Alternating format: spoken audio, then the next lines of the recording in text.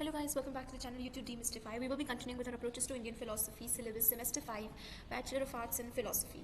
Now we will be starting with materialism in Indian philosophy, which is materialism and outline of scientific thought. Now India में भी हम देखते हैं कि वैदिक नेचुरल रिलीजन के साथ जैसे जैसे डिससेटिस्फैक्शन बढ़ा तो ओरिजिन ऑफ थिंग्स के साथ स्पेकुलेशन शुरू हो गया. ठीक है, जैसे कि अगर हम बोले कि उपनिषद की अगर हम बात करें, उपनिषद में जो शुरुआती पार्ट है उसमें भी हमें ये स्पेकुलेशन के बारे में पता चलता है. हम उसके बारे में पढ़ते हैं कि कैसे स्पेकुलेट किया जाने लगा, क्वेश्चन किया जाने लगा कि कैसे चीज़ें ओरिजिनेट हुई, कैसे कौन क्रिएटर था, क्यों क्रिएटर था. लेकिन जो इंडियन स्पेकुलेशन थे शुरुआत में वो डेवलप जो हुए वो डायरेक्टली मेटाफिजिक्स में डेवलप हो गए and a precarious form of monotheistic religion. तो इसने कैसा फॉर्म ले लिया कि डेवलपमेंट के बारे में, ओरिजिन के बारे में, ओरिजिन ऑफ वर्ल्ड के बारे में क्वेश्चंस तो पूछे गए, लेकिन वो क्वेश्चंस के आंसर्स तो थे उसने कैसे फॉर्म लेना है, मोनोथीस्टिक रिलीजन के फॉर्म में कि there is one single god जिसने सब कुछ क्रिएट किया, ओरिजिनेट किया, ऑल ऑफ दैट स्टफ. तो वैदिक एरा की अगर हम बात करें, 7th या 8th सेंचुरी BC की बात करें, तो उस समय पर एक ऐसे थिंकर्स जो है वो राइज हुए जो कि मटीरियलिस्टिक टेंडेंसीज को कहीं ना कहीं बताते थे. तो मटीरियलिज्म जो है वो बहुत कई फिलोसफर्स जो या थिंकर्स जो थे वो मटीरियलिज्म के इतने अगेंस्ट है कि वो मटीरियलिज्म को as part of Indian philosophy discuss ही नहीं करते थे. लेकिन जब ओरिजिन ऑफ इंडियन फिलोसफी की बात करें जाने लगी तो उसमें कई बार आंसर जो था वो मटीरियलिस्टिक आंसर आने लगा. ठीक है, और इनकी टीचिंग्स कम्प्लीटली इतनी मतलब बहुत like they have been lost. तो अगर हम देखें उन्हीं the general drift of the currents of their thought can be inferred. तो एक बहुत मतलब उनका जनरल नेचर हम समझ सकते हैं वो मटीरियलिस्टिक टेंडेंसीज का, जिसने मटीरियलिज्म के थ्रू ओरिजिन ऑफ वर्ल्ड को एक्सप्लेन करने की कोशिश की है. ठीक है, तो बहुत सारे एविडेंस ये है ज़रूर बताते हुए कि जो हिंदू फिलोसफी के सिस्टम्स थे, वैसे शिखा, सारिख्य यानी कि सारिख्य से नादर नेम फॉर सामख्या, ये जो थे कहीं ना कहीं वो मटीरियलिज्म की तरफ फोकस थे. तो जो वैदिक सोसाइटी है वो कहीं ना कहीं डिसोल्यूशन के प्रोसेस में थी, क्योंकि वैदिक रिचुअल्स के साथ not every other system of Indian philosophy agreed. ठीक है, चाहे हम ट्राइबल्स की बात करें, ये सभी चीज़ों की बात करें, सो वो कहीं ना कहीं under the BC domination was buttressed ideologically on the natural religion of the Vedas. तो ideology of the forces making for its dissolution was expressed by the philosophers who challenged the authority of gods by trying to explain the being and becoming of the world in a rationalistic and materialistic way. तो Vedic authority को challenge कैसे करने लगे, जब ऐसे thinkers आए जिन्होंने world के ओरिजिन को एब्सोल्यूट ट्रूथ को मटीरियलिस्टिक और रैशनलिस्टिक तरीके से समझाने की कोशिश की. तो जितने भी एग्जिस्टिंग स्कूल्स थे फिलोसफी के वो कहीं ना कहीं जो ये अर्लियर थिंकर्स थे उनको हेरेटिक्स या निहिलिस्ट की तरह मेंशन करते थे. ठीक है, उन्होंने ये वो राइटर्स थे जिन्होंने कि अथॉरिटी ऑफ वेदास को रिजेक्ट करा था, और मतलब हेरेटिक्स वो थे जो वेदास की अथॉरिटी को रिजेक्ट करा था, और निहिलिस्ट वो थे जो कहते थे कि कोई भी ऐसी चीज़ कुछ तो एग्जिस्ट ही नहीं करती थी, लाइक निल जिसे हम बोलते हैं, नथिंग. तो सांख्यास के अकॉर्डिंग जो निहिलिस्ट थे वो उनका मानना था कि क्योंकि कुछ भी चीज़ एग्जिस्ट ही नहीं करता थॉट के अलावा, बॉन्डेज भी नहीं, जैसे जो हम मोह बोलते हैं, माया बोलते हैं, ये सभी चीज़ें, तो किसी भी चीज़ का कोई रियल एग्जिस्टेंस नहीं है. जैसे सपना होता है, ये वैसे ही सब चीज़ें हैं, कोई भी चीज़ रियली में एग्जिस्ट नहीं कर रही है, तो इसलिए उसका कोई कॉज ही नहीं, क्योंकि सारी चीज़ें जो है वो एक इल्यूजन है, वो धोखा है. तो इन सब चीज़ों का, ये सब चीज़ें क्योंकि एग्जिस्ट नहीं कर रही है, इसका कोई कॉज ही नहीं है, इनका कोई ओरिजिन ही नहीं हो सकता. तो रियलिटी जो है वो वॉइड है, एम्प्टी है, खाली है, कुछ है ही नहीं. ओके, एंड वो अगर चीज़ें गायब, पेरिश हो जाती है, खत्म हो जाती है, वो क्यों जाती है, क्योंकि उनकी हैबिट है, मतलब it's their nature to perish. तो वॉइड ही अपने आप में रियलिटी, जो कुछ भी नहीं, जो कुछ भी एम्प्टीनेस जो एग्जिस्ट करती है वो ही एक्चुअली में रियलिटी है. और क्योंकि जितनी भी चीज़ें एग्जिस्ट करती है वो सब पेरिश हो जाती है, तो जो पेरिश हो जाती है, जो गायब हो जाती है, जो खत्म हो जाती है, वो भी फॉल्स है, वो भी एक ड्रीम. सब जैसे सपना खत्म हो जाता है, चीज़ें भी खत्म हो जाती है, तो सभी का एक मोमेंटरी एग्जिस्टेंस है, रियल एग्जिस्टेंस नहीं है. तो यानी कोई भी चीज़ रियली में एग्जिस्ट नहीं करती. ये माना था निहिलिस्ट का, जिनका माना था कि कोई भी चीज़ एक्चुअली में कुछ चीज़ एग्जिस्ट ही नहीं करती है, वो हर चीज़ को निग्लेक्ट करते हैं, तो कोई भी चीज़ कंटिन्यू नहीं करती है, ऑल ऑफ दैट स्टफ. तो जो हमारे पास थोड़े बहुत टूटे फूटे से रिकॉर्ड्स है, बहुत डिफिकल्ट है पूरे के पूरे सिस्टम को, या फिर जो स्पेकुलेशन करे गए थे, मटीरियलिस्टिक या रैशनलिस्टिक स्पेकुलेशन के थे, उनको रीबिल्ड करना बहुत मुश्किल है. लेकिन बहुत इंपॉर्टेंट है इंडियन फिलोसफी की हिस्ट्री के लिए. इंडियन फिलोसफी का बहुत, हिस्ट्री ऑफ इंडियन फिलोसफी का एक बहुत इंपॉर्टेंट कंपोनेंट है. तो इस मोमेंट के लिए जितने भी हमारे पास फ्रेगमेंट्री एविडेंस भी है, जो बिखरे हुए एविडेंस भी है, वो कहीं ना कहीं हमें ये ज़रूर बताते हैं कि अटेम्प्ट किए गए हैं वैदिक नेचुरल रिलीजन से बाहर निकल कर कोई अटेम्प्ट करने की, कोई चीज़ का आंसर देने की. और to outgrow the childishness of the Vedic natural religion did not directly develop into the metaphysical conceptions recorded in the existing Upanishads. तो एक अलग सी टेंडेंसी थी जो वैदिक अथॉरिटी के ऑपोजिट मूव कर रही थी, और वो थी based on materialism and rationalism. तो वेदास की अथॉरिटी को भी चैलेंज करा गया था, एंड कहीं ना कहीं जो पहला का जो वेदास के अकॉर्डिंग या जो मेटाफिजिकल थॉट था उसको भी एक तरीके से रिजेक्ट करा गया था. गॉड्स का डिनाइल किया गया था, सुपर नेचुरल डिवाइन पावर का डिनाइल किया था. सब चीज़ों का एक तरीके से हमें डिनाइल, निग्लेक्शन, रिजेक्शन देखने को मिलता है, जो ये नया एक रैशनलिस्टिक या मटीरियलिस्टिक थॉट आया था. तो उपनिषद्स जो है वो रैशनलिस्ट, नेचुरलिस्ट, एग्नोस्टिक थॉट को ही रिकॉर्ड नहीं करते, लेकिन अथीस्टिक और मटीरियलिस्टिक थॉट को भी रिकॉर्ड करते हैं। तो उपनिषद में ही हमें rationalistic thought, agnostic thought, materialistic thought, ये सभी चीज़ें देखने को मिलती है। मटीरियलिस्टिक थॉट मतलब क्या, कि जो बोलते हैं कि matter is the ultimate form, the reality, जो मटीरियल चीज़ें हैं। रैशनलिस्टिक जो रीजन के ऊपर बेस्ड है। So all of these things. Atheism जो कि does not believe in God. तो जितनी 18 बुक्स लिखी गई उनमें से कम एक जो मेन 18 बुक्स थी उनमें से कम एक तो है वो पूरी तरीके से रैशनलिस्टिक और नेचुरलिस्टिक थिंकिंग के ऊपर बेस्ड है। एंड इसीलिए ये हेरिटिकल व्यूज़ है, ठीक है, क्योंकि हेरिटिकल व्यूज़ क्या बिलीव करते थे हेरिटिक्स के अकॉर्डिंग, कि वो अथॉरिटी ऑफ वेदास नहीं करते। और वेदास में क्या बात करी गई है कि जो रियलिटी है, एब्सोल्यूट रियलिटी, वो इममटीरियल है। तो जो एक बुक है जो मटीरियलिज्म एंड रैशनलिस्टिक व्यू के ऊपर बोलती है, वो हेरिटिकल व्यू है। तो वो गॉड के एग्जिस्टेंस को, सोल के एग्जिस्टेंस को डिनाई तो करती है, बट वो एक ही चीज़ में बिलीव करती है कि मैटर एग्जिस्ट करता है, matter is the only reality, और मैटर के बियॉन्ड कोई भी वर्ल्ड नहीं है। तो कोई भगवान नहीं है, कोई भगवान का अवतार, इनकारनेशन, कोई हेवन, हेल, नथिंग, कुछ भी नहीं है। जितने भी ट्रेडिशनल रिलीजियस टेक्स्ट है, ये सारी चीज़ें जो है ये सब फैंटेसी है, सब झूठ है, सब गलत है। जो नेचर है, जो ओरिजिनेटर है, टाइम है, ये सभी चीज़ें, जो डिस्ट्रॉयर है, ये सब जो एवरीथिंग, ऑल ऑफ दैट, ये सब जितनी भी चीज़ें, ये सबको किसको रिड्यूस करते हैं, टू मटीरियलिज्म। और मटीरियलिज्म के बियॉन्ड कुछ भी नहीं है। तो अकॉर्डिंग टू द हेरिटिकल व्यू, जो हेरिटिक्स है उनके अकॉर्डिंग क्या वो बोलते हैं कि विष्णु और डॉग के बीच में कोई डिफरेंस है, क्योंकि वो गॉड की अथॉरिटी को, इनकारनेशन को, अवतार को, सभी चीज़ों को डिनाई करते हैं। तो अब जो ओरिजिन हुआ नेचुरलिस्टिक और स्केप्टिक थॉट का, ये डेवलप हुआ उपनिषद में, बहुत मेजॉरिटी में हमें देखने को मिला। ये ऋग्वेदा में भी कहीं ना कहीं देखने को मिल जाता है। तो जैसे यामा और यामी के बीच में हमें डायलॉग में देखने को मिल जाता है। तो ये मटीरियलिस्टिक थॉट क्या है, तो इममटीरियल ऑफ वेदास को चैलेंज करते हुए जो बात करी गई है। तो वेदास जो थे, they themselves also furnish the evidence of, कहीं ना कहीं वेदास में भी हमें ये नेचुरलिस्टिक थॉट, ये नेचुरलिस्टिक थॉट कहीं ना कहीं देखने को जरूर मिलता है। वैदिक हिम्स है जो ये हेरिटिकल व्यू को कि कहीं ना कहीं वेदास के राइटर्स होते हैं वो भी कहीं ना कहीं हेरिटिक थे, इसका थोड़ा सा हमें जो पार्ट है, फ्रेगमेंट है, वो वेदास में भी देखने को मिलता है। तो they evidently the pioneers of the revolt against the natural religion and such forefathers of Indian philosophy. जैसे कि एंशिएंट ग्रीस की अगर हम बात करें, तो एंशिएंट ग्रीस के जैसे ही इंडिया में भी ह्यूमन इंटेलेक्ट को एक्सप्लेन करने के लिए जो शुरुआत की गई, वो फिलोसफी को उसने जन्म दिया। ठीक है, एशियन ग्रीस में क्या हुआ, थेरीज ने, एनाक्सिमेंडर ने, एनाक्सिमीन्स ने, इन सभी ने ह्यूमन इंटेलेक्ट को एक्सप्लेन करने की कोशिश की, यूनिवर्स को एक्सप्लेन करने की कोशिश की। जैसे जैसे फिलोसफी का बर्थ हुआ उसी तरीके से इंडिया में भी हुआ। और इंडिया में जो ओरिजिनल फिलोसफी थी, जो ओरिजिनली शुरू हुई, वो मटीरियलिस्टिक थी और ना कि इममटीरियल थी। वेदास जो थे वो उनकी फिलोसफी इममटीरियल थी, लेकिन इंडियन फिलोसफी जो बिगनिंग थी इंडियन फिलोसफी की, वो कहीं ना कहीं मटीरियलिस्टिक ग्राउंड्स पे हुई थी। तो उन्होंने गॉड्स की रियलिटी और इन सब चीज़ों को डिस्प्यूट करा था कि super natural power, divine power, ये सभी चीज़ें जो है वो एग्जिस्ट नहीं करती, सब कुछ झूठ है, मटीरियल मैटर जो है that is the only truth, the ultimate truth. तो हम ये इन्फर करते हैं कि जो वो अर्ली थिंकर्स थे इंडियन फिलोसफी के, वो एम्पिरिसिस्ट थे। एम्पिरिसिस्ट मतलब एम्पिरिकल थिंकर्स, मतलब जो परसेप्शन, जो सेंस के ऊपर और सेंसेस के ऊपर फोकस रखते थे। तो जैसे परसेप्शन से क्या होता है, हम परसेप्शन के थ्रू मटीरियल चीज़ों को देखते हैं। ठीक है, हम किसी चीज़ को देख रहे हैं, टच कर रहे हैं, स्मेल कर रहे हैं, ये सारी मटीरियलिस्टिक चीज़ें हैं which we help of perception. हम उनको ऑब्जर्व करते हैं, देखते हैं, फील करते हैं, व्हाटएवर। तो मतलब उनको रिकग्नाइज ही हम परसेप्शन के थ्रू करते हैं। तो एम्पिरिसिज्म मतलब कि वो परसेप्शन के ऊपर फोकस करने वाले। तो उन्होंने ये जो मटीरियलिस्टिक थिंकर्स थे, जो अर्ली थिंकर्स थे, उनका कहना था कि perception was the only source of knowledge, और परसेप्शन ही हमारे लिए रिलायबल एविडेंस है, कोई इंट्यूशन नहीं है, कुछ भी नहीं है। तो इसीलिए उनको दर्शनिहास कहा गया था। तो दर्शनिहास का मतलब फिलोसोफर माना जाने लगा। तो संस्कृत में दर्शन का मतलब परसेप्शन। सो दर्शनिहास मतलब जो perception is the only valid source of knowledge. जैसे लोकायत दर्शन की जो ऑथर है बृहस्पति, जैसे लोकायत दर्शन को हम चारवाक सिस्टम भी बोलते हैं, ये सबसे पुरानी इंडियन फिलोसफी का पार्ट है जो पूरी तरीके से मटीरियलिस्टिक है। ओके, तो लेजेंड के अकॉर्डिंग जो नेचुरलिस्ट रिबेल्स थे against the blind faith and orthodoxy were held in high esteem, यानी कि आज एक समय ऐसा कहता है कि जब चारवाक के बिल्कुल अगेंस्ट थे। आज भी कई ऐसे फिलोसफर्स हैं जो मटीरियलिस्टिक स्कूल को इंडियन फिलोसफी का पार्ट ही नहीं मानते हैं, लेकिन उस समय पे जो अर्ली फिलोसफर्स थे, इंडियन फिलोसफर्स थे, उनमें तो ये जो मटीरियलिस्ट थे, इनकी बहुत हाई एस्टीम थी, हाई एस्टीम्ड पोजीशन थी। तो बृहस्पति जो है वो चारवाक सिस्टम के फाउंडर भी थे, and he was a very great figure in those times, And until the fall of Buddhism, thought in ancient India proves that until the fall of Buddhism for more than 1,000 years, materialism एक बहुत continuous current thought था। तो materialism की importance जो है वो हम इतनी ज़्यादा अभी तक कहीं ना कहीं इसको realize नहीं कर पाते हैं। अब लोकायत दर्शन यानी इंटीरियर इंडियन मटीरियलिज्म के जो फंडामेंटल प्रिंसिपल्स थे उसको रिकॉर्ड किया था कृष्ण मिश्रा ने, who was a younger contemporary of Buddha। तो it is only perceptual evidence in authority कि वो कहते हैं कि मटीरियलिज्म एकमात्र ऐसा करंट थॉट है जो काफ़ी लंबे समय से कंटिन्यूसली चले ही आ रहा है। अर्थ, वाटर, फायर, एयर के जो एलिमेंट्स है, वेल्थ और इन्जॉयमेंट्स है, ये सारे ह्यूमन एग्जिस्टेंस के ऑब्जेक्ट्स हैं। कि ह्यूमन एग्जिस्टेंस क्यों है, टू इन्जॉय, टू लिव, ठीक है, टू मतलब to take part in all of the material faculties around us, luxury. तो मैटर के अलावा कोई दूसरा वर्ल्ड ही नहीं है, डेथ मतलब सब कुछ खत्म, उसके बियॉन्ड कोई आफ्टर वर्ल्ड कुछ एग्जिस्ट नहीं करता। तो मटीरियलिस्ट का मानना ये था। अब रामायण में जैसे हमें जावली की एक स्टोरी मिलती है। जावली कौन थी, एक सोफिस्ट थी, एक स्केप्टिक थी, जिसने फेद और स्क्रिप्चुरल लॉस को क्वेश्चन किया था कि जो वेदास है, ऋग्वेद, जो स्मृतिज है, जो सूत्रास है, ऑफकोर्स वो तो लेटर थे, लेकिन जो वेदास है जिसमें इतनी सब बातें करके, तो जावली ने उनको क्वेश्चन किया था।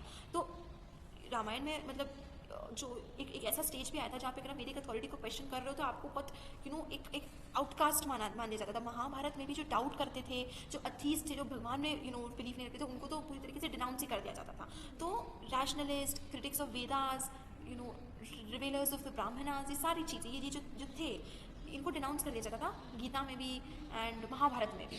ठीक है, निहिलिज्म की आइडियोलॉजी थी of the dissolution of anti society in India, क्योंकि निहिलिज्म के अकॉर्डिंग कोई चीज़ एग्जिस्ट ही नहीं करती, वो सब चीज़ों के डाउट में ही है। तो वो एक रेवोल्यूशनरी था, क्योंकि उस समय पे वो वेदास की अथॉरिटी के रेवोल्यूशन में जा रहा था, को के अगेंस्ट जा रहा था। लेकिन फिलोसफिकल थॉट के अगर हम पर्सपेक्टिव से देखें, एज अ फिलोसफिकल स्कूल देखें, वो स्टेराइल था। तो ज़्यादा डेवलपमेंट उसमें नहीं हो पाया निहिलिज्म में। लेकिन फिर भी बुद्धिस्ट फिलोसफी को निहिलिज्म में काफ़ी इन्फ्लुएंस किया, मतलब बुद्धिज्म के ऊपर निहिलिज्म का काफ़ी इफेक्ट और इन्फ्लुएंस था। तो the need to dispute the nihilist doctrine promoted the rise of materialistic tendency, कि निहिलिज्म को खत्म करने के लिए कहीं ना कहीं मटीरियलिज्म जो है वो उसका बर्थ हुआ। इंडियन मटीरियलिज्म जो है वो एक तरीके से टू को अगेंस्ट निहिलिज्म ही मटेरियलिज्म का बर्थ हुआ। तो in order to dispute the doctrine that nothing existed, ये नेसेसरी था।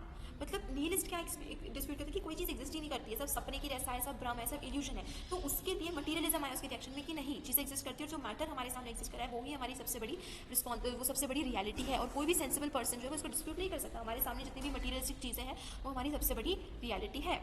ओके, लेकिन अगर हम कैसी मटेरियलिस्टिक सिस्टम देखें, जैसे सांख्या सिस्टम, जो कि कंप्लीटली मटेरियलिस्टिक नहीं है, कंप्लीटली नॉन मटेरियलिस्टिक भी नहीं है, तो इसमें हमें ये कनेक्शन बहुत ही क्लियरली देखने को मिलता है कि कैसे वो निहिलिज्म को रिजेक्ट करते हैं। तो सांख्यास जो है वो बहुत मतलब निहिलिज्म को रिजेक्ट करने के लिए वो मटेरियलिज्म के काफ़ी क्लोज आ जाते हैं।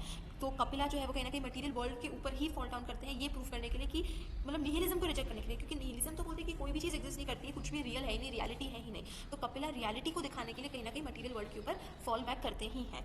सो जो थॉट है वो अपने आप में वो खुद भी एक तरीके से मटीरियलिस्टिक था। So their nihilistic doctrines, as logical deductions from the early spiritualist cult, which was being set up in order to drug the victims of social chaos so that they might ignore the miseries of the world as bad dreams. तो इसी वजह से जो more tangible evidence for reality of existence had to be produced. हमें nihilism को, मतलब जो उस समय के अर्लियर थिंकर्स जिनको निहिलिज्म को आंसर करने के लिए कुछ ऐसा एविडेंस चाहिए था जिसको वो डिस्प्यूट नहीं कर सके, और वो एविडेंस को लेकर आए मैटर के फॉर्म में, कि आप नहीं डिस्प्यूट कर सकते। आपके सामने एक चेयर रखी है, वो रखिए, आप उस पर जाके बैठ के उस चेयर का यूज़ कर रहे हो, तो वो इतना रियल है कि वो एक ड्रीम नहीं हो सकता, वो अनरियल नहीं हो सकता। इसीलिए कहीं ना कहीं फिलोसफी का बर्थ इन लाइन्स पे हुआ, इन तरीकों से हुआ। ठीक है, तो कपिला ने reality of thought to the reality of external world की बात की थी, कि हमारी थॉट क्यों रियल है, कैसे रियल है, क्योंकि एक्सटर्नल वर्ल्ड भी रियल है। तो वो मटीरियलिज्म के ऊपर हमें सांख्या का जो कपिला जो सांख्या फिलोसफी के राइटर थे वो हमें कहीं ना कहीं फॉल बैक करते हुए दिख रहा है। जो मेजर उपनिषद्स हैं, जिसको हम वेदांत सिस्टम है, वेदांत सिस्टम पूरी तरीके से उपनिषद्स के ऊपर बेस्ड है। तो वेदांत सिस्टम की जो बात करते हैं उसमें भी जो मेजर उपनिषद्स हैं वो कहीं ना कहीं मटीरियलिज्म उसमें इंक्लूडेड है, और वो नेचुरल चीज़ है, क्योंकि अगर हम देखें तो स्पिरिचुअल चीज़ें जो है वो कंप्लीटली हमें सेटिस्फाई नहीं कर सकती। नेचुरल रिलीजन वगैरह स्पिरिचुअल चीज़ें भी एक लिमिट तक हमें सेटिस्फाई कर सकती है, बिकॉज हमारे पास कोई कॉन्क्रीट आंसर्स नहीं है for the spiritualistic things, for the absolute ultimate immaterial realities. Okay, तो इस वजह से एंशियंट इंडियन स्पेकुलेशन जो था, इसलिए जो हमें फ्रेगमेंट्री एविडेंस मिलते हैं, जो थोड़े बहुत भी मटीरियलिज्म की तरफ हमें मिलते हैं, वो डिस्ट्रॉय कर देंगे। क्यों? क्योंकि वेदास जो है वो इन मटीरियलिज्म को प्रोपोगेट करते हैं, वो मटीरियलिज्म को एक्सेप्ट ही नहीं करते हैं। तो मटीरियलिज्म को डिस्ट्रॉय कर दिया गया बाय दोस्त जो वेदास की अथॉरिटी को फॉलो करते थे। ओके, सो जैसे उपनिषद्स में हम देखते हैं, what is the origin of the world? Ether, आकाश। For all these beings take rise from ether only and return to ether. Ether is their rest. ये क्या है? This is a materialistic tendency, this is a materialistic view, जो बोल रहे हैं कि पूरा वर्ल्ड ओरिजिनेट कहाँ से हुआ है? एयर से, एथर से, आकाश से ओरिजिनेट हुआ है। Not air but ether is different from air. ठीक है, so and that which is called ether is the revealer of all forms and names. मतलब एथर आकाश से सब चीज़ें निकल गई, जैसे थेनीस के लिए वाटर था, एनाक्सीन मीन्स के लिए एयर था, तो उसी तरीके से उपनिषद में एथर आकाश की बात करी गई है। तो अब निहिलिस्ट के पास भी आंसर नहीं था, because the materialist have given them a concrete thing जिससे हम हर चीज़ का एग्जिस्टेंस निकाल सकते थे। अब उन्हीं उपनिषद में, अच्छा देखिए, अब ये डाउट आप सबको ज़्यादातर लोगों को जरूर आएगा। उपनिषद जो है वो एक तरीके से वेदास का एक्सटेंशन माना गया है बहुत सारे लोगों में। वेदास में तो इमटीरियलिज्म की बात की जाती है, और उपनिषद में हमने यहाँ पे देखा कि वो मटीरियलिज्म की बात कर रहे हैं। तो ये चीज़ हमें उपनिषद में देखने को मिलती है। जैसे यहाँ पर ये ऑथर ने एग्जाम्पल दी, देखिए उपनिषद में जहाँ एक तरफ आकाश में हर चीज़ का ओरिजिन माना गया है, दूसरी तरफ ब्राह्मण में हर चीज़ का ओरिजिन माना गया है, कि ब्राह्मण जो है that is an immaterial thing, ब्राह्मण से हर चीज़ ओरिजिनेट हुई है। तो एक तरफ आकाश है, दूसरी तरफ ब्राह्मण है, और अगर आकाश और ब्राह्मण एक है, इसका मतलब ब्राह्मण is another name for Akash, which is again a materialistic thing. So इस पॉइंट पे ज़रूर डिस्प्यूट रहा होगा, क्योंकि उपनिषद्स में ही एक ही टेक्स्ट में, एक ही ग्रुप ऑफ टेक्स्ट में हमें दो बहुत ही डिस्प्यूटिव चीज़ें देखने को मिल जाती है। ओके, सो शंकराचार्य जैसे थे जो सांख्य सिस्टम के थे, उन्होंने इस बात पे बहुत स्ट्रेस किया था, the word ether must be here taken to denote Brahman, कि एथर जो है उसका मतलब क्या है, ब्राह्मण। अब एथर इज समथिंग मटीरियलिस्टिक, और अगर ब्राह्मण को हम इन मटीरियल समझे तो वो एथर नहीं हो सकता। तो एथर अगर ब्राह्मण है तो ब्राह्मण is something which is materialistic. Okay,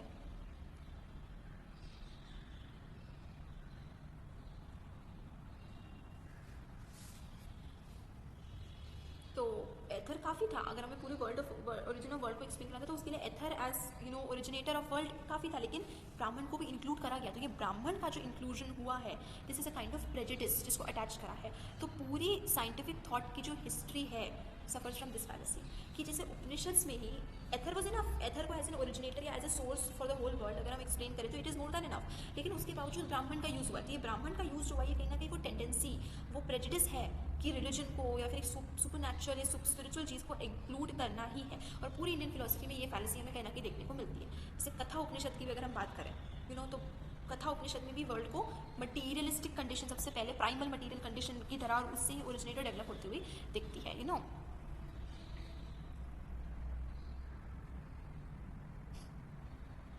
और उसमें प्राइमल मटीरियल कंडीशन जो है वो अनडेवलप्ड या पोटेंशियल है। अनडेवलप्ड या पोटेंशियल मतलब कि जो प्राइमल कंडीशन है, जो सबसे शुरुआती कंडीशन थी, वो मटीरियल थी और वो अनडेवलप थी। उसके डेवलपमेंट के बाद पूरा वर्ल्ड फॉर्म हुआ है, उसके अंदर वो पोटेंशियल था कि वो पूरे वर्ल्ड को फॉर्म कर सके। श्वेत स्वतर उपनिषद है, उसमें फायर को बोला गया है कि हर चीज़ का ओरिजिन जो है वो फायर से है, आग, ठीक है। लेकिन आग को यहाँ पे उन्होंने ब्राह्मण के साथ नहीं हो गया। तो हमें दिख रहा है कि एक ही काइंड ऑफ टेक्स्ट में, एक ही ग्रुप ऑफ टेक्स्ट में हमें कितनी फैलेसीज दिख रही है, कितनी सारी ओरिजिन, अगर हम ओरिजिनेटर या देखिए सोर्स देखें of all the world, the fundamental thing जिससे कि पूरा वर्ल्ड क्रिएट हुआ है, वही हमें एक जगह एथर, एक जगह आग, एक जगह ब्राह्मण, जहाँ पर ether and Brahman are the same thing, लेकिन aag and Brahman are not the same thing, और aag and ether are not the same thing. So this is another cause other than the spiritual first cause. तो आग एक और कॉज है, ठीक है। यहाँ पर अगेन फिजिकल वर्ल्ड को मटीरियल ओरिजिन तरीके से बताया गया कि मटीरियलिस्टिक क्या है, फायर इज मटीरियलिस्टिक। तो world of origin of world कैसे हुआ, मटीरियलिस्टिक चीज़ से, विच इज आग, विच इज फायर। तो शंकराचार्य भी इस चीज़ के ऊपर फोकस करते हैं कि कैसे श्वेत सतर उपनिषद में ये मटीरियलिस्टिक ओरिजिन के ऊपर फोकस किया गया है। और एक और काफ़ी डिफिकल्ट एक्सप्लेन करना कि क्यों श्वेत उपनिषद में मटीरियलिज्म को एज अ सोर्स देखा गया है।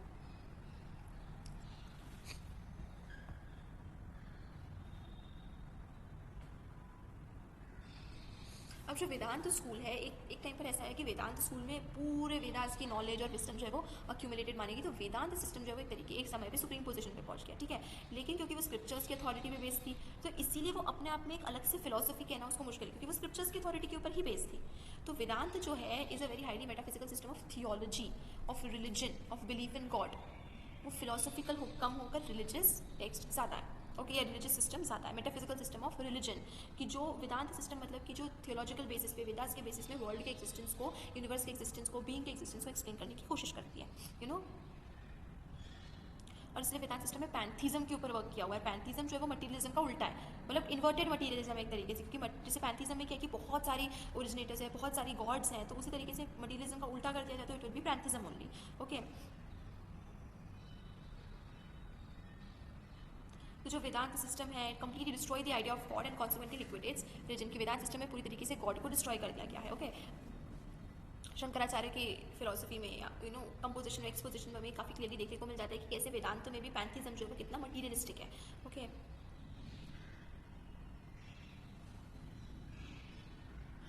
और वेदांत सिस्टम का एक्चुअल क्रिएशन क्यों करा गया था, मटीरियलिज्म को खत्म करने के लिए, ओके, कि ब्राह्मण्स ने वेदांत सिस्टम को क्रिएट किया ताकि वो मटीरियलिज्म को आंसर कर सके।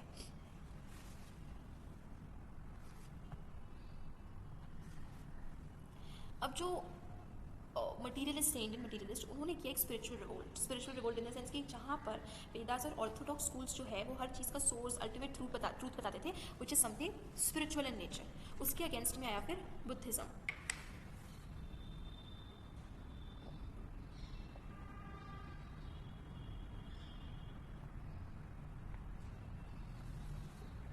तो वेदांत सूत्रास जो थे, ब्राह्मण्स ने उसको एक तो मटीरियलिज्म खत्म करने के लिए, एक बुद्धिज्म के अगेंस्ट आंसर करने के लिए क्रिएट किया था। इसलिए हम उनको डायरेक्टली उपनिषद्स के थॉट में नहीं बोल सकते, क्योंकि वेदांत सिस्टम तो यही क्लेम करता है कि वो पूरी तरीके से उपनिषद्स के ऊपर बेस्ड है, लेकिन हम ये इतने क्लियरली नहीं बोल सकते।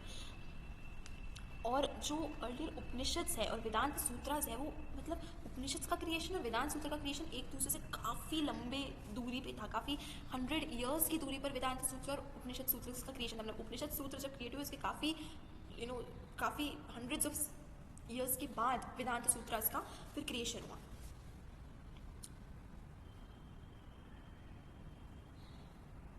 और जब वेदांत सूत्रास का क्रिएशन हुआ उसके पहले तक इंडियन फिलोसफी जो थी वो पूरी तरीके से मटीरियलिज्म की तरफ थी। तो कन्नड़, कपिल, ये सारे फिलोसफर्स थे जो रैशनलिज्म, जो मटीरियलिज्म की तरफ वर्क करते थे। एंड उसी तरीके से बुद्धिज्म और जैनिज्म भी कहीं ना कहीं भी काफ़ी ज़्यादा डेवलप कर रहे थे। तो बुद्धिज्म की सुप्रीमेसी जो हुई है इतने समय में, उसको कॉम्बैट करने के लिए, उसको कम करने के लिए कहीं ना कहीं वेदांत सूत्र और वेदांत सिस्टम को डेवलप किया ब्राह्मण्स ने।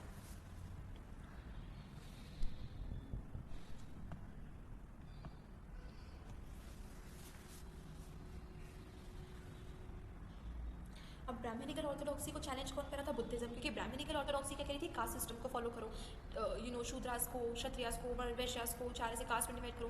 बुद्धिज्म क्या कह रहा था कि नहीं, no inequality and this and that. तो Brahmanical orthodoxy and Brahmanical develop जो थॉट था उसके अगेंस्ट में आंसर था बुद्धिज्म। जैनिज्म उसको कहीं ना कहीं अगर हम देखें उसके आंसर में आए जो थे वो वेदांत सूत्र थे। तो वेदांत सूत्र जो है पर अगेंस्ट बुद्धिज्म, काफ़ी पोर्शंस में हमें अगेंस्ट बुद्धिज्म वेदांत सूत्रास में बात कही दिखी जाती है। और बुद्धिज्म का जो फिलोसफिकल ओरिजिन है वो कहीं ना कहीं हम सांख्य और वैशेषिक सिस्टम्स में देख सकते हैं। तो सांख्य और वैशेषिक सिस्टम जो कहीं ना कहीं थोड़े से मटीरियलिस्टिक थे उसमें से ही बुद्धिज्म कहीं ना कहीं स्प्रंग आउट हुआ है। सो कन्नड़, कपिल, दीज वर सांख्य और वैशेषिक फिलोसफर्स जिनसे बुद्धिज्म और जैनिज्म इंस्पायर्ड था। उन्होंने अपने आइडियल्स को इन फिलोसफर्स से भी ड्रॉ आउट किया था। नाउ वैशेषिका को हिंदू फिलोसफी का सबसे पुराना सिस्टम माना जाता है। Its founder lived about the same time as the founder of ancient Greek materialism. तो अराउंड 6th सेंचुरी BC। तो सबसे पुराना सिस्टम ऑफ हिंदू फिलोसफी माना गया है वैशेषिका। ओके, और उन्होंने बात की है atomist theory for explaining the origin of the world.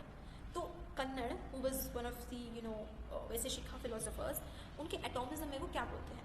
अब एटोमिज्म मतलब एटम्स, एटम्स मतलब जिनको हम फर्दर ब्रेक डाउन नहीं कर सकते, फर्दर डिवाइड नहीं करते। The smallest particle, the smallest units of something, किसी भी चीज़ के स्मॉलेस्ट यूनिट्स आर आर्टिकल्स। तो कन्नड़ का एटोमिज्म क्या कहता है कि जितना भी सब्सटेंस है वो सारे पार्ट्स का बना हुआ है, और वो पार्ट्स जो है वो क्या है? एटम्स। तो बहुत सारे एटम्स मिलकर जो है फिर एक सब्सटेंस बनाते हैं, ठीक है। और वो पार्ट जहाँ पे हम एक यूनिट को और फर्दर डिवाइड नहीं कर सकते वो है एटम। जहाँ पे उसको ब्रेक डाउन और नहीं किया जा सकता। जैसे सब्सटेंस में बहुत सारे एटम्स होते हैं, सब्सटेंस को ब्रेक डाउन करते जाएंगे तो हम एक ऐसी यूनिट पे पहुंचेंगे जो है एटम्स। एटम्स ही है जो पूरी वर्ल्ड का कॉज है। एंड एटम्स इटर्नल है, वो 4 क्लासेस को बिलोंग करते हैं, उनकी बहुत सारी क्वालिटीज़ होती है, और एटम्स की क्वालिटीज़ की वजह से ही सब्सटेंस की क्वालिटीज़ में डिफरेंस होता है। And same kind and same quality, same class and same quality के एटम्स मिलकर बहुत सारे एलिमेंट्स बनाते हैं, ठीक है। जैसे कि for example H, hydrogen is an atom. Now H2 is an element. Same kind, same class को बिलोंग करने वाले एटम्स मिलकर कंबाइन करके एलिमेंट्स बनाते हैं, अलग अलग काइंड के कंबाइन होकर मिलकर सब्सटेंस बनाते हैं, जैसे H2O, समथिंग लाइक दिस। तो ये कन्नड़ का एटोमिज्म था, जिन्होंने एटम्स के थ्रू पूरे वर्ल्ड को एक्सप्लेन करने की कोशिश की थी। Now this is something which is materialistic, atoms are materialistic things, ठीक है।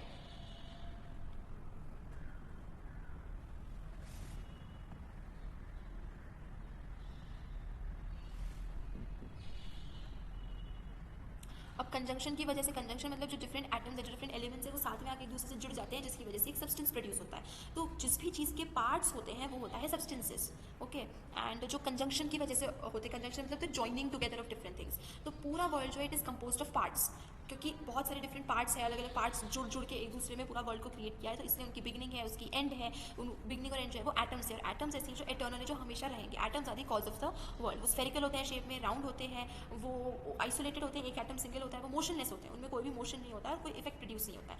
तो this is the atomism of Kanada, जो कि हम कह सकते हैं कि ग्रीक एटोमिज्म से भी काफ़ी मिलता जुलता है।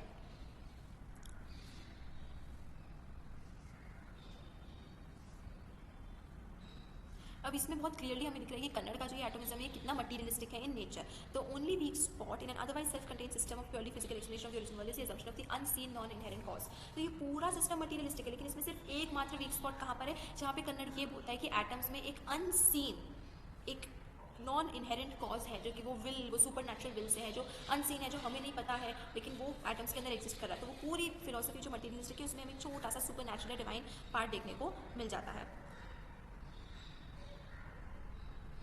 अदृश्य which is the unseen power जो है वो एटम्स के अंदर कहीं ना कहीं एग्जिस्ट करती है.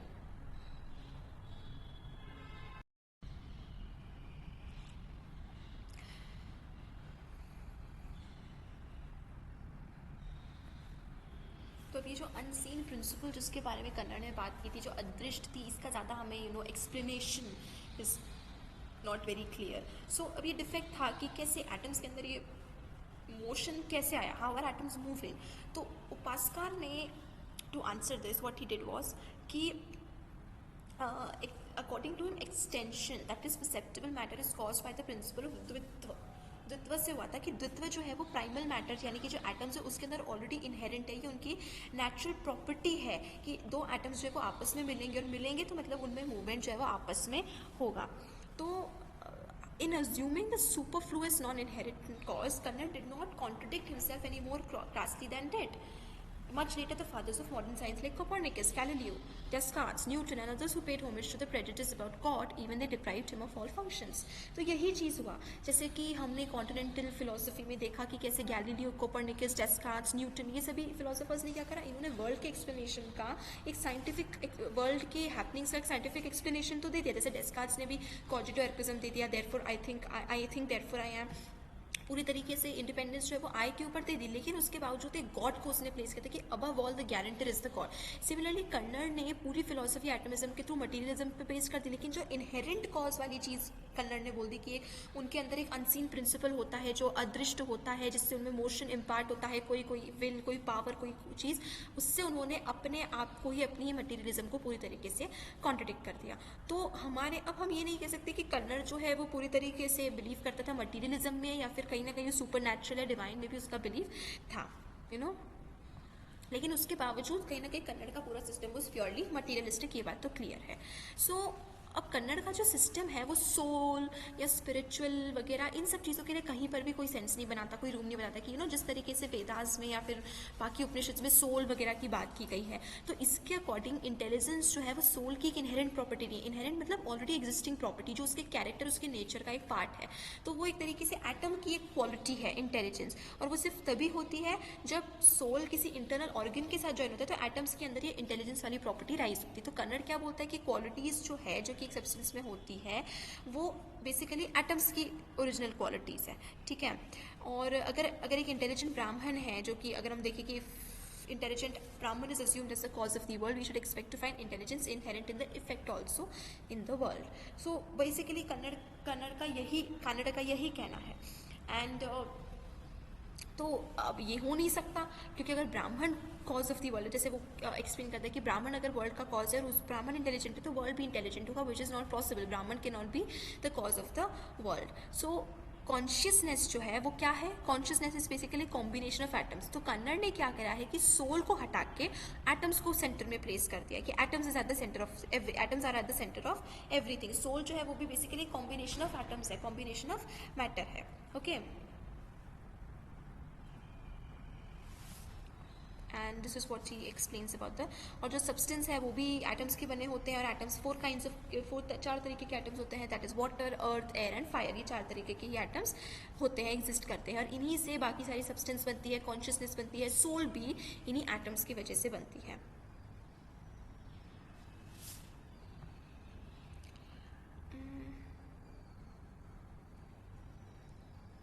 तो कन्नड़ खुद बोलते कि जो ब्राह्मण है, ब्राह्मण इज नॉट द पर्सन ब्राह्मण, ब्राह्मण इज द आत्मन ब्राह्मण वाली ब्राह्मण. सो जो ब्राह्मण है it can not be the cause of the world, क्योंकि ब्राह्मण is something immaterial which is something spiritual. तो कन्नड़ ये बोलते कि जो ब्राह्मण है, जिसमें उपनिषद की बात करें, उपनिषद में जिसकी बात करेंगे, they can not be the cause of the world. और दूसरी तरफ वो डिक्लेयर करते हैं कि जो एटम्स हैं वो है वर्ल्ड का कॉज. जो अर्ली इंडियन मेटाफिजिशियंस है वो ब्राह्मण को बस एक इंटेलिजेंट प्रिंसिपल की तरह देखते थे कि ब्राह्मण क्या एक प्रिंसिपल है. ठीक है. अब मटीरियल्स ने इसको भी ऑफ कोर्स रिजेक्ट करा, डिनाई करा. So according to the materialist कोई एक एक्सटर्नल प्रिंसिपल या इंटेलिजेंस की ज़रूरत नहीं थी एटम्स के कॉम्बिनेशन एंड मिलियन वर्ल्ड के कॉज के लिए. तो जो मटीरियलिस्टिक स्पेक्यूलेशन था उसमें इट्स नॉट दैट कि एक ब्राह्मण या कोई इंटेलिजेंट प्रिंसिपल है जिसकी वजह से everything is combining together and stuff. अब जो वैशिष्टि का सिस्टम था उसको सेमी डिस्ट्रक्टिव या सेमी निहिलिस्टिक बोला गया है, एंड उसका रीज़न क्या है कि वैशिष्टि का you know view about the nature is very dynamic, is very changing, तो वो सेमी निहिलिस्टिक है। निहिलिस्टिक मतलब निहिलिज्म, जैसे हमने भी डिस्कस किया, that they reject the existence of everything, the reality of everything. तो अकॉर्डिंग टू देम क्या है, अब वैशिष्टिका के अकॉर्डिंग नेचर जो है is not as a being but a process of becoming. तो वैशिष्टिका जो है वो नेचर को डायनामिक मानते थे, डायनामिक इन द सेंस कि it is ever changes, it changing, it is becoming, वो कंटिन्यूस प्रोसेस में है कि कंटिन्यूस चेंज हो रही है बॉडीज़ में, उनकी साइज़ में, ओल्ड कंटिन्यूस नए सब्सटेंस बनते जा रहे हैं। तो वो जो कंटिन्यूटी है that is a dynamic nature, वो स्टैटिक नहीं है नेचर, एक जगह रुका हुआ नहीं है, वो कंटिन्यूसली चेंज हो रहा है। So as a matter of fact Kanada का जो ऑटोमिज्म था was even more self-contained than that of Democritus. Democritus जो था वो एक ग्रीक थिंकर था जिसको अगेन professed atomism. तो Democritus was also an atomistic philosopher.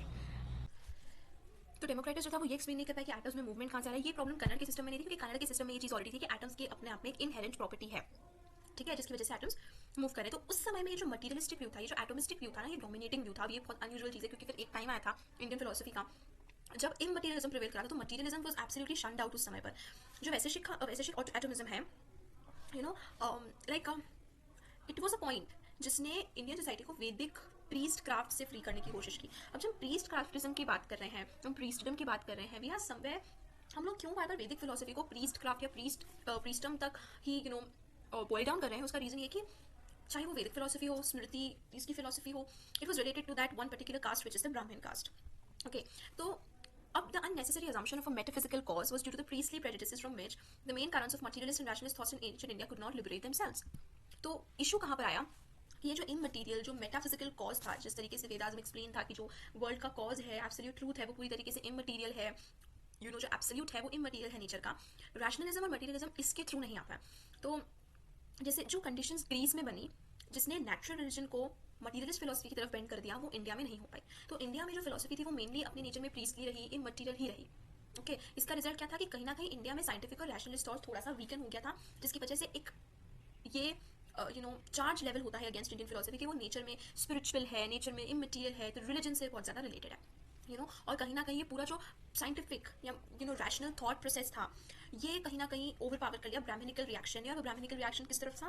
The immaterial, the non sensuous, ठीक है। अब जो फंडामेंटल प्रिंसिपल्स थे इंडियन मटीरियलिज्म के, वो वैशेषिक सिस्टम में मेंशन थे, लेकिन डोमिनेटिंग पोजीशन जो आई उसको किसने ले लिया? डोमिनेट किसने किया? सांख्य फिलोसफी ने, ऑफ कपिला, ठीक है। तो कपिल की जो सांख्य फिलोसफी थी वो मटीरियलिस्टिक ग्राउंड से मूव करके एंड एक रैशनल नेचुरलिस्ट सिस्टम में चेंज हो गई, ठीक है। तो अब ये जो कपिला ने दो मेंशन किए थे मटीरियलिज्म की फिलोसफीज को, लेकिन कपिला को एज एन एथीस्ट देखा जाता है, ठीक है। और according to Kapila what he believed या व्हाट ही प्रोफेस्ड वाज कि गॉड की एग्जिस्टेंस को आप प्रूव नहीं कर सकते हो by logical evidence, by rationality या बाई रीजनेबल एविडेंस प्रूव नहीं कर सकते कि गॉड की हमने एग्जिस्टेंस को प्रूव कर दिया कि जस्ट फॉर एग्जांपल हमें नहीं पता कि what is the reason why there is gravitational force therefore God exist और समथिंग लाइक दैट, ठीक है। लेकिन एक चीज कपिला की फिलोसफी में क्या थी? The objective reality of the physical world. तो objective reality of the physical world का मतलब कि perception was not a very valid source of knowledge according to Kapila, क्योंकि जो वर्ल्ड है उसको वो ऑब्जेक्टिवली एग्जिस्ट कर रहा है, independent of the senses, independent of the mind, ठीक है। तो इंडिपेंडेंट ऑफ माइंड कोई भी चीज एग्जिस्ट करना इसकी ऑब्जेक्टिव रियलिटी। और जब हम बोलते हैं कि the existence is mind dependent, it is subjective reality. When we say the existence is mind independent, is it objective reality. Okay, तो वही ऑब्जेक्टिव इज समथिंग जो चेंज नहीं होगा, जो जैसा है वो वैसा ही रहेगा। तो जैसे according to the objective view existence is mind independent, क्योंकि नो मैटर एक पर्सन, एक माइंड उसको कैसे परसीव करे, अगर उसका परसेप्शन रियलिटी से अलग है तो the perception itself is completely wrong. Okay,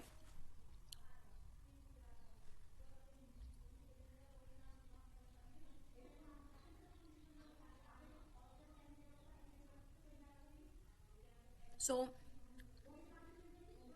तो कपिला क्या बोल रहा है कि सिर्फ थॉट अकेले एग्जिस्ट नहीं कर सकता, ठीक है, because there is the intuition of the external world.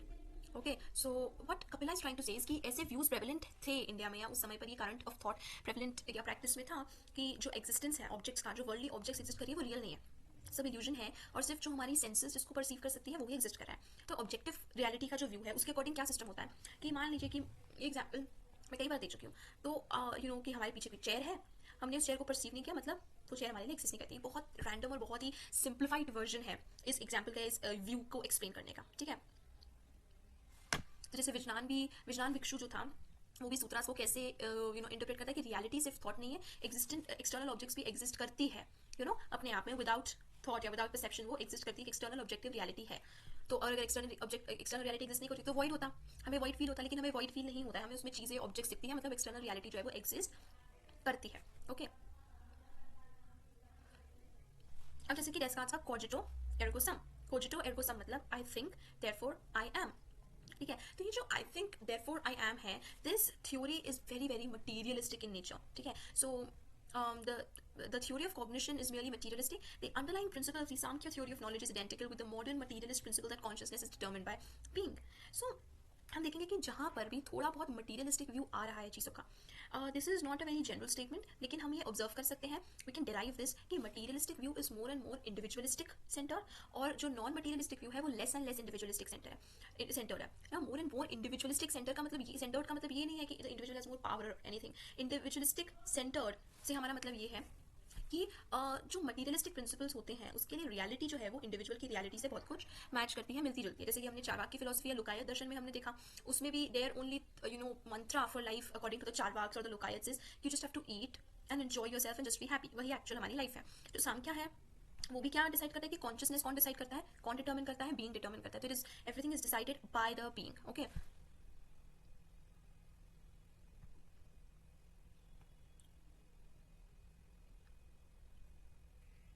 अब इसके अगेंस्ट जो मटीरियलिस्ट है वो तो ये आर्ग्यू करने की कोशिश कर रहे थे, बताने की कोशिश कर रहे थे कि जो वर्ल्ड है उसका ओरिजिन कैसे हुआ है मटीरियलिस्टिक प्रिंसिपल्स में एटम्स से और समथिंग लाइक दैट। तो जो इमटीरियलिस्ट थे उनका एक प्रिकॉशन इसके अगेंस्ट ये भी था कि you don't need to explain a dream, एक अनरियलिटी, बिकॉज जो इमटीरियल्स थे उनके अकॉर्डिंग जो एक्सटर्नल वर्ल्ड है वो एक इल्यूजन था, एवरीथिंग वाज एन इल्यूजन, जैसे बहुत पॉपुलरली ट्रांसलेट किया जाता है माया, दैट जो पूरी एक्सटर्नल रियलिटी है वो पूरी इमटीरियल है and all of that stuff. तो Kapila who was again one of the materialist, Kanada who was one of the materialist. तो कपिला का रिटर्न आता है कि वर्ल्ड अनरियल नहीं है, क्योंकि हमें कोई फैक्ट नहीं दिखता जो वर्ल्ड की रियलिटी को कॉन्ट्रोडिक्ट करे, वर्ल्ड के एक्जिस्टेंस को कॉन्ट्रोडिक्ट करे। हमारे पास हमें सब चीज़ें ऑब्वियसली दिख रही है, it is not unreal, it is not false, या कोई इल्यूजन एक तरीके से नहीं है।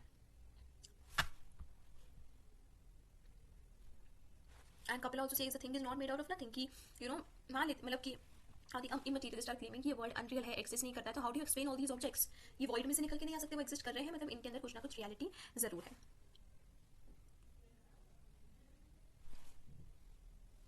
तो द डॉक्ट्रिन ऑफ क्रिएशन के अकॉर्डिंग क्या है कि फिजिकल वर्ल्ड की जो कॉजालिटी, जो कॉजेस है वो एंडलेस है, वो चलती जा रही है, एक का कॉज दूसरा, दूसरे का कॉज तीसरा, तीसरे का कॉज चौथा, इस तरीके से जो कॉजालिटी की प्रोसेस है वो नेचर में इनहेरेंट है, वो उसकी नेचुरल, उसकी इनर प्रॉपर्टी है टू बीइंग अ कॉज और कोई चीज़ किसी भी तरीके के इफेक्ट को प्रोड्यूस करना। तो वर्ल्ड का कोई क्रिएटर या क्रिएशन की जरूरत नहीं है, उसकी कोई बिगिनिंग नहीं है, और ऐसा भी नहीं कि वॉइड में से कोई चीज़ निकल के आ रही है। तो सांख्या सिस्टम जो है वो एमिनेंट टेलियोलॉजी को भी रिजेक्ट करता है, ठीक है, कि किसी भी तरीके से एमिनेंट टेक्नोलॉजी इज व्हाट, कि कोई एक ऐसा क्रिएटर भी नहीं, कि कोई ऐसा गॉड भी नहीं है कि अच्छा जिससे वो had created all the world and फिर वर्ल्ड उसमें से फिर चीज़ें अपने आप में क्रिएट हो रही है। तो सांख्या सिस्टम का जो मटीरियलिस्ट एसेंस है उसको इट हैज रिजेक्टेड एटोमिज्म। एक तरफ तो कपिला ने, जैसे कन्नड़ का वाज अ मटीरियलिस्टिक व्यू, तो सांख्या सिस्टम ने एटोमिज्म को रिजेक्ट किया है, लेकिन still it was materialistic in nature, ठीक है। अब सांख्या के according what is limited can not be the substance of all, क्योंकि सांख्या सिस्टम क्या कह रहा है कि एटम्स जो है वो अनडिविजिबल एक समय पर, तो अनडिविजिबल है मतलब वहीं पर वो यूनिट्स जो है वो लिमिट हो गए कि आप उसको फर्दर डिवाइड नहीं कर सकते, वो स्मॉलेस्ट प्रिंसिपल से, तो how can they be the fundamental thing of everything, they be the substance of everything. Okay, so Samkhya जो है वो ग्रॉस एलिमेंट्स या 10 एटम्स पे हर चीज को, लाइक विद वैशेषिक का सिस्टम, उसको रिड्यूस करता है। ओके,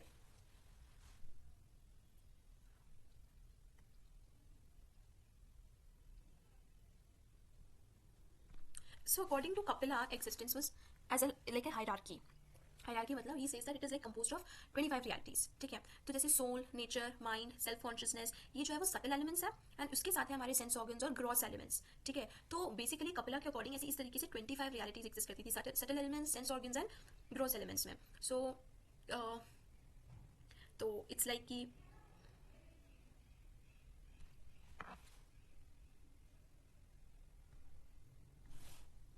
तो जैसे जो प्रोसेस ऑफ एवोल्यूशन है is set on its head, the realities however are derived inductively from the immediately perceptible gross elements. So the existence of subtle elements, sound, color, touch, taste and smell, is inferred from the gross elements which are directly perceptible. The gross elements क्या है, वो elements है जिसको perceive किया जा सकता है by the subtle elements, ठीक है। not by the subtle elements, but yeah, in the form of subtle elements. So everything that is gross is formed out of something which is less gross. The process is traced to the primal state of nature in which everything lies in a state of inaction. तो जो सबसे primal state थी, जो सबसे initial state थी nature की, वो थी inaction की, जिसमें all the different elements बोल दो या whatever, they are in a state of inaction, they are not moving, उनमें कोई action नहीं है, ठीक है. तो nature जो है वो सिर्फ अपने आप में eternal नहीं है, वो self operative भी है, उसे किसी cause, किसी beginning, किसी creator की कोई जरूरत नहीं है. क्योंकि जैसे कि हाउ कपिल एक्सप्लेन्स इट कि जैसे अगर एक पौधा है, ठीक है, जिसकी कोई रूट है, तो कोई रूट की रूट नहीं होती है, रूट अपने आप में रूटलेस होता है, लेकिन रूट से जो है वो प्लांट निकल कर आ जाता है. तो what is trying to say, like the root is the cause of the whole plant standing upright.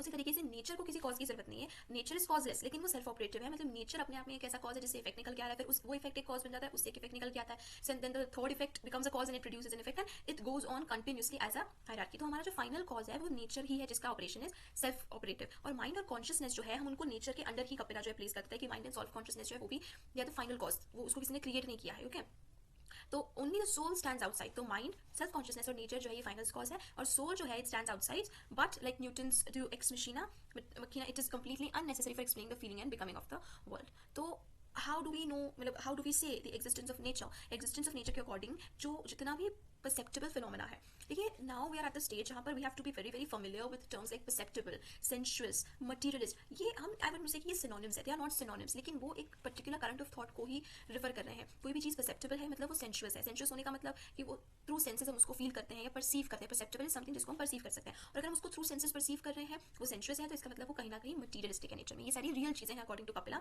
और इनका एक रियल कॉज भी है. ओके, तो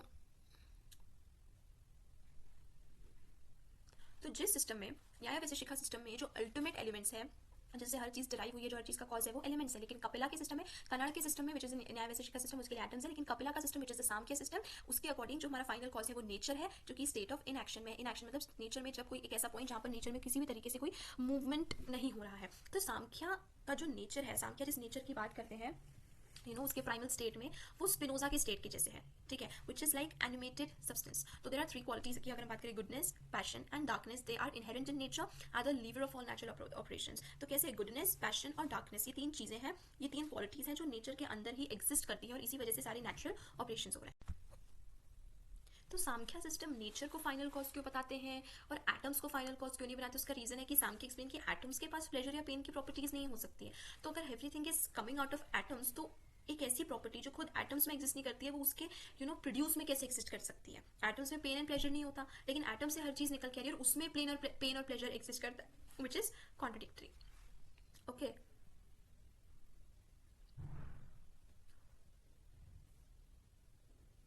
तो कपिला के अकॉर्डिंग जो नेचर है इन अ स्टेट ऑफ इनएक्शन, जहाँ पे नेचर इज नॉट मूविंग, जिसको कहा गया स्टेट ऑफ इक्विलिब्रियम. तो state of inaction, state of equilibrium मतलब एक स्टेट ऑफ बैलेंस है, ठीक है, जहाँ पे none of the things are moving. इसलिए जो सांख्या है उसमें नेचर का जो स्टेट ऑफ इन एक्शन है उसके अकॉर्डिंग जो तीन गुणास हैं जिसकी सांख्य बात करता है, तो वो तीन गुणास विच इज द सत्व, रजस एंड तमस, तीनों एक स्टेट ऑफ इक्विलिब्रियम में. स्टेट ऑफ इक्विलिब्रियम मतलब तीनों बैलेंस्ड है, ठीक है. एंड जब इन तीनों में से किसी भी एक में इम्बैलेंस आता है, जैसे मान लीजिए कि सत्व रजस से ज्यादा हो जाता है या रजस तमस से ज्यादा हो जाता है, तमस सत्व से ज्यादा हो जाता है, उस केस में फिर चीजों का प्रोडक्शन जो है वो शुरू होता है. ओके, तो एटमिस्ट जो है उनका कहना है कि एटम्स भी इक्विलिब्रियम की प्रॉपर्टी दिखा सकते हैं, लेकिन कपिल जो है, कपिला का जो रिजेक्शन है एटमिज्म का, वो क्यों है?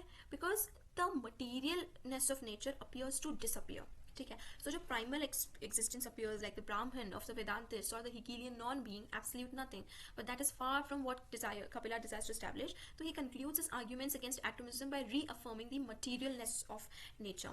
So how Kapila explain करता है कि जो nature है वो अपने आप में immaterial नहीं है, वो एक material चीज़ है, वो जो अभी एक state of equilibrium में है, और जैसे ही वो state of equilibrium जो है वो disrupt होता है, चीज़ों का production शुरू हो जाता है. तो how Kapila explains it is कि nothing can be produced from a non-entity like a man's horns. Man's horns in the sense कि man doesn't have horns. तो एक ऐसी चीज से it's a non existing thing, तो इससे कोई भी चीज एग्जिस्ट नहीं हो सकती, प्रोड्यूस नहीं हो सकती. तो कुछ ना कुछ मटेरियल होना चाहिए of which the product may, there must be some material of which the product may consist. तो ये जो हमारा सांख्या सिस्टम है, it was very rigidly rationalistic and it is of course a materialistic view of the world.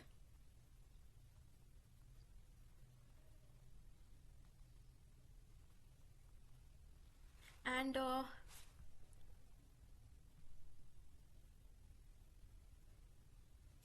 तो ना अभी तक this should be clear to you कि जो हम ये मटीरियलिज्म पढ़ रहे हैं, हमने इस मटीरियलिज्म के दो फॉर्म्स पढ़े इंडियन फिलोसफी में. पहला फॉर्म था of the Nyaya Vaisheshika system, more of the Vaisheshika system which is the system of Kanada, जो कि एटमिज्म था. Then another kind of materialism we have the Samkhya's materialism, which हमने कपिला के फॉर्म में पढ़ा, how the final cause for everything is the nature, है ना, in its state of inaction, in its state of equilibrium. ये हमें nature के साथ mention करना जरूरी है, that is the final cause. So तो कपिला जो है he talks about प्रधान, ठीक है. तो अब प्रधान क्या है कि how, देखो जैसे कि now कपिला explains it कि जैसे there's mother's milk and there's water, ठीक है. Now उसी तरीके से the Pradhan also, although non-intelligent, may be supposed to move from its own nature. The motion as distinct from conscious movement or intelligence is thus clearly visualized as inherent in the pradhan, which is the name for all pervading material substratum of the world. तो कपिला जो material चीज को final cause of the world बताते हैं, उसका नाम ही gives as Pradhan, which is something the material cause of the whole world. और कैसे प्रधान में अपने आप में ही इनहेरेंट है, इनर नेचर है, कि जैसे मूवमेंट का जो नेचर है वो ऑलरेडी उस प्रधान में एग्जिस्ट करता है, ठीक है.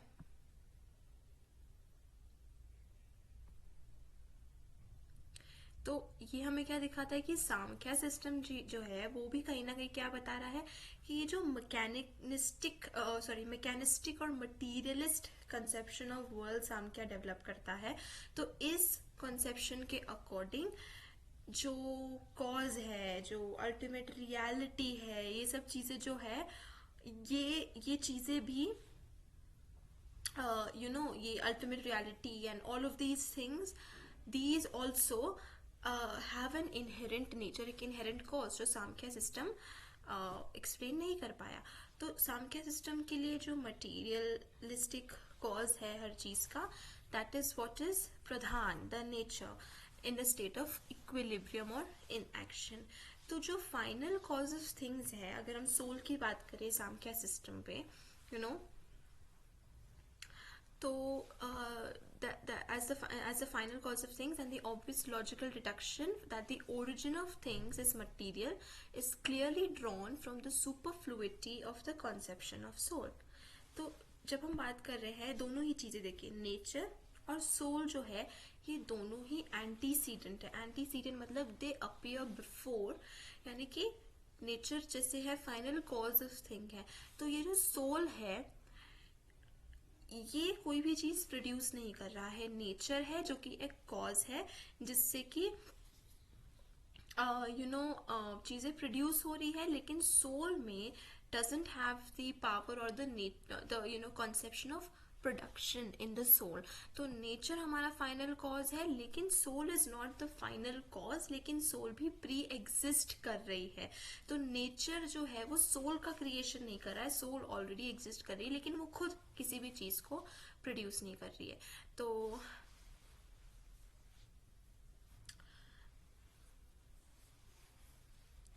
अब एक प्रॉब्लम, एक इशू कपिला के, या एक जो हम क्रिटिसिज्म देखते हैं, क्वेश्चन जो कपिला को पॉइंट आउट होता है कि how are the nature and the soul different from each other, ठीक है. अब वो क्या बोल रहा है कि सोल जो है वो तो सेल्फ ऑपरेटिव एंटिटी है, ठीक है. तो अगर कपिला बोल रहा है कि नेचर तो अपने आप में एक सेल्फ ऑपरेटिव एंटिटी है, तो फिर व्हाट इज सोल? सोल सिर्फ एक एम्प्टी खाली चीज है जिसको कपिला एक्सप्लेन नहीं कर पाया, क्योंकि वो खुद में कोई कॉज भी नहीं है, उससे कोई इफेक्ट भी प्रोड्यूस नहीं हो रहा है. तो ये सोल और नेचर अपने आप में, अब नेचर तो सेल्फ ऑपरेटिव कपिला ने एक्सप्लेन कर दिया कि वो खुद से ऑपरेट होता है, तो व्हाट इज दिस सोल? और इन दोनों के बीच का डिफरेंस क्या है?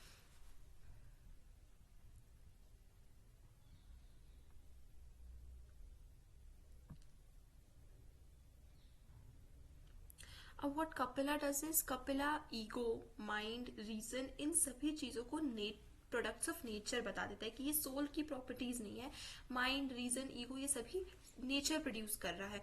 तो सोल का तो कोई फंक्शन ही नहीं बचा. मतलब इवन माइंड, रीजन, ईगो जैसी चीजें भी जो है, फीलिंग्स, इमोशंस जैसी चीजें जो है, वो भी सोल प्रोड्यूस नहीं कर रहा है, वो भी कौन प्रोड्यूस कर रहा है? नेचर। तो सोल का अपने आप में कोई फंक्शन नहीं बता, वो अपने आप में किसी चीज का कॉज नहीं है, वो सेल्फ ऑपरेटिव भी नहीं है, और सोल किसी भी चीज से किसी भी तरह से कनेक्टेड ही नहीं है। तो दोनों के बीच में, मतलब नेचर और soul, what are these two things, इन दोनों के बीच में डिफरेंस बेसिकली क्या है, वो कपिला एक्सप्लेन नहीं कर पाया। Okay, and Kapila is dualistic position में आ गया, जहां वो दो अल्टीमेट रियलिटीज की बात कर रहा है, एक है नेचर और दूसरा है सोल। ओके,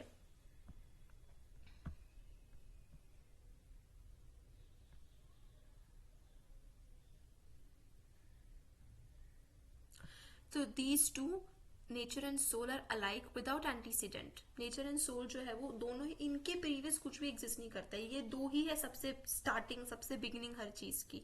लेकिन कौन पहले आया, मतलब क्या नेचर से सोल आया, सोल से नेचर आया, वो चीज पॉसिबल नहीं है। दोनों ही एक दूसरे से एग्जिस्ट कर रहे हैं, साथ में एग्जिस्ट कर रहे हैं, तो नेचर एंड सोल दोनों एक ही टाइम पर अपने आप से ऑटोमेटिकली खुद से एग्जिस्ट कर रहे हैं। तो ये प्रकृति एंड पुरुष, soul is पुरुष, nature is prakriti। पुरुष नॉट इन द हिंदी वे पुरुष जिसमें पुरुष का मतलब एक मैन है, बट प्राकृति एंड पुरुष आर द टर्म्स जो कि सांख्य सिस्टम यूज करता है फॉर सोल एंड नेचर।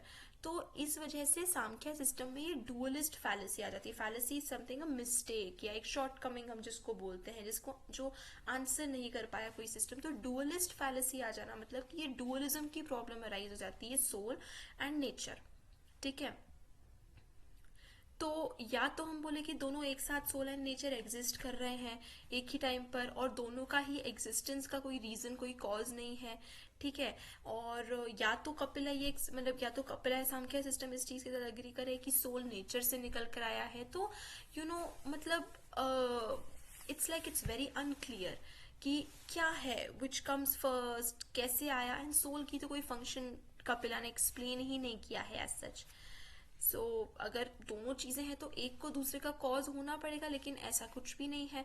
तो जो सोल ऑफ सांख्या है वो can not be the cause of creation.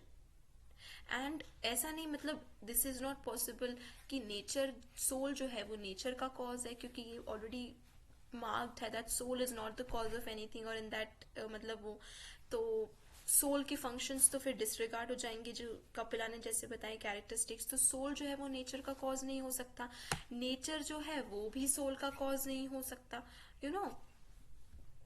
और अगर ऐसा होगा तो ये मोनिज्म की तरफ चले जाएगा। तो you know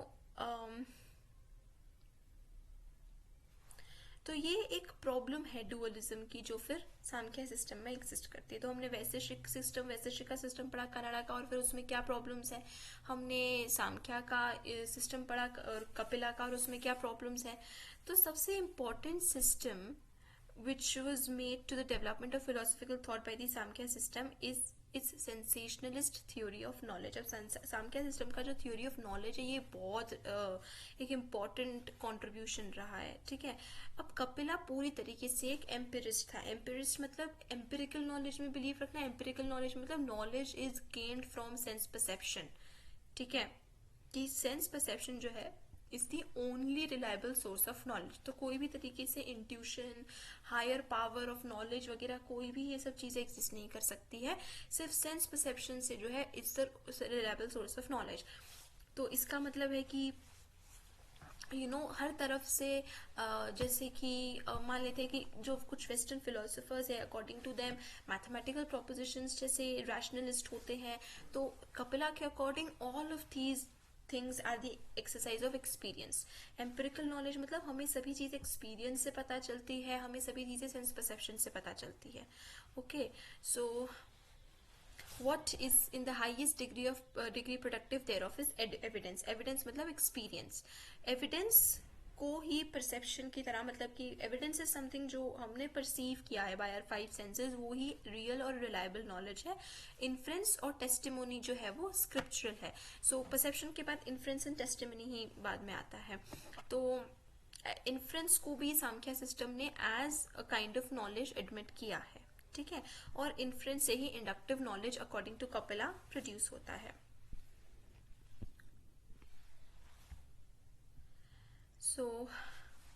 The proof or evidence or whatever we may choose to call that form which right notion results is just as conjunction of an organ. Conjunction of an organ मतलब sense organ से ही with the appropriate object जब हमारा sense organ conjunct करता है, conjunct in the sense कि join करता है या फिर interact करता है, तभी real correct knowledge जो है वो produce होती है.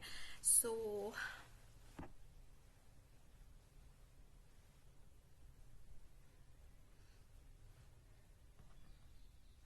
तो it is only, as Kapila says कि it is only with the help of perception, जिसमें कि हम ऑब्जेक्ट के रियल फॉर्म को पता कर सकते हैं, रियल ऑब्जेक्ट को पता कर सकते हैं. तो conjunction with the things perceived, conjunction of the organs with the things perceived, यानी ऑर्गन्स का थिंग्स परसीव्ड जो ऑब्जेक्ट्स है उसके साथ मिलना इन द सेंस की कॉन्टैक्ट होना या इंटरेक्शन इस्टेब्लिश होना.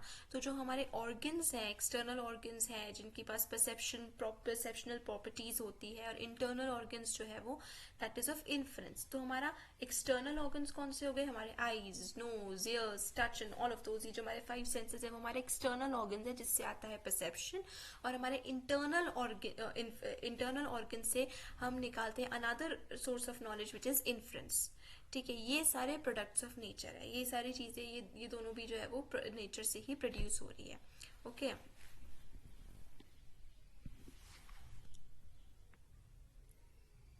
सो जो भी ये चीजें प्रोड्यूस करती है that is what is real.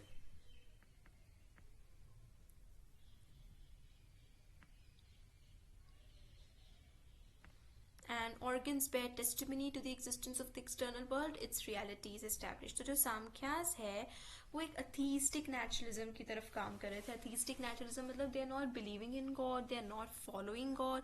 वैसे शिखा और न्याय सिस्टम जो थे वो तो क्लियरली मटीरियलिस्ट थे, सांख्या भी मटीरियलिस्ट था, लेकिन वो ज़्यादा रैशनलिस्ट था, ज़्यादा मैकेनिक था, ज़्यादा नेचुरलिस्टिक थॉट था और अथीस्टिक थॉट था. ओके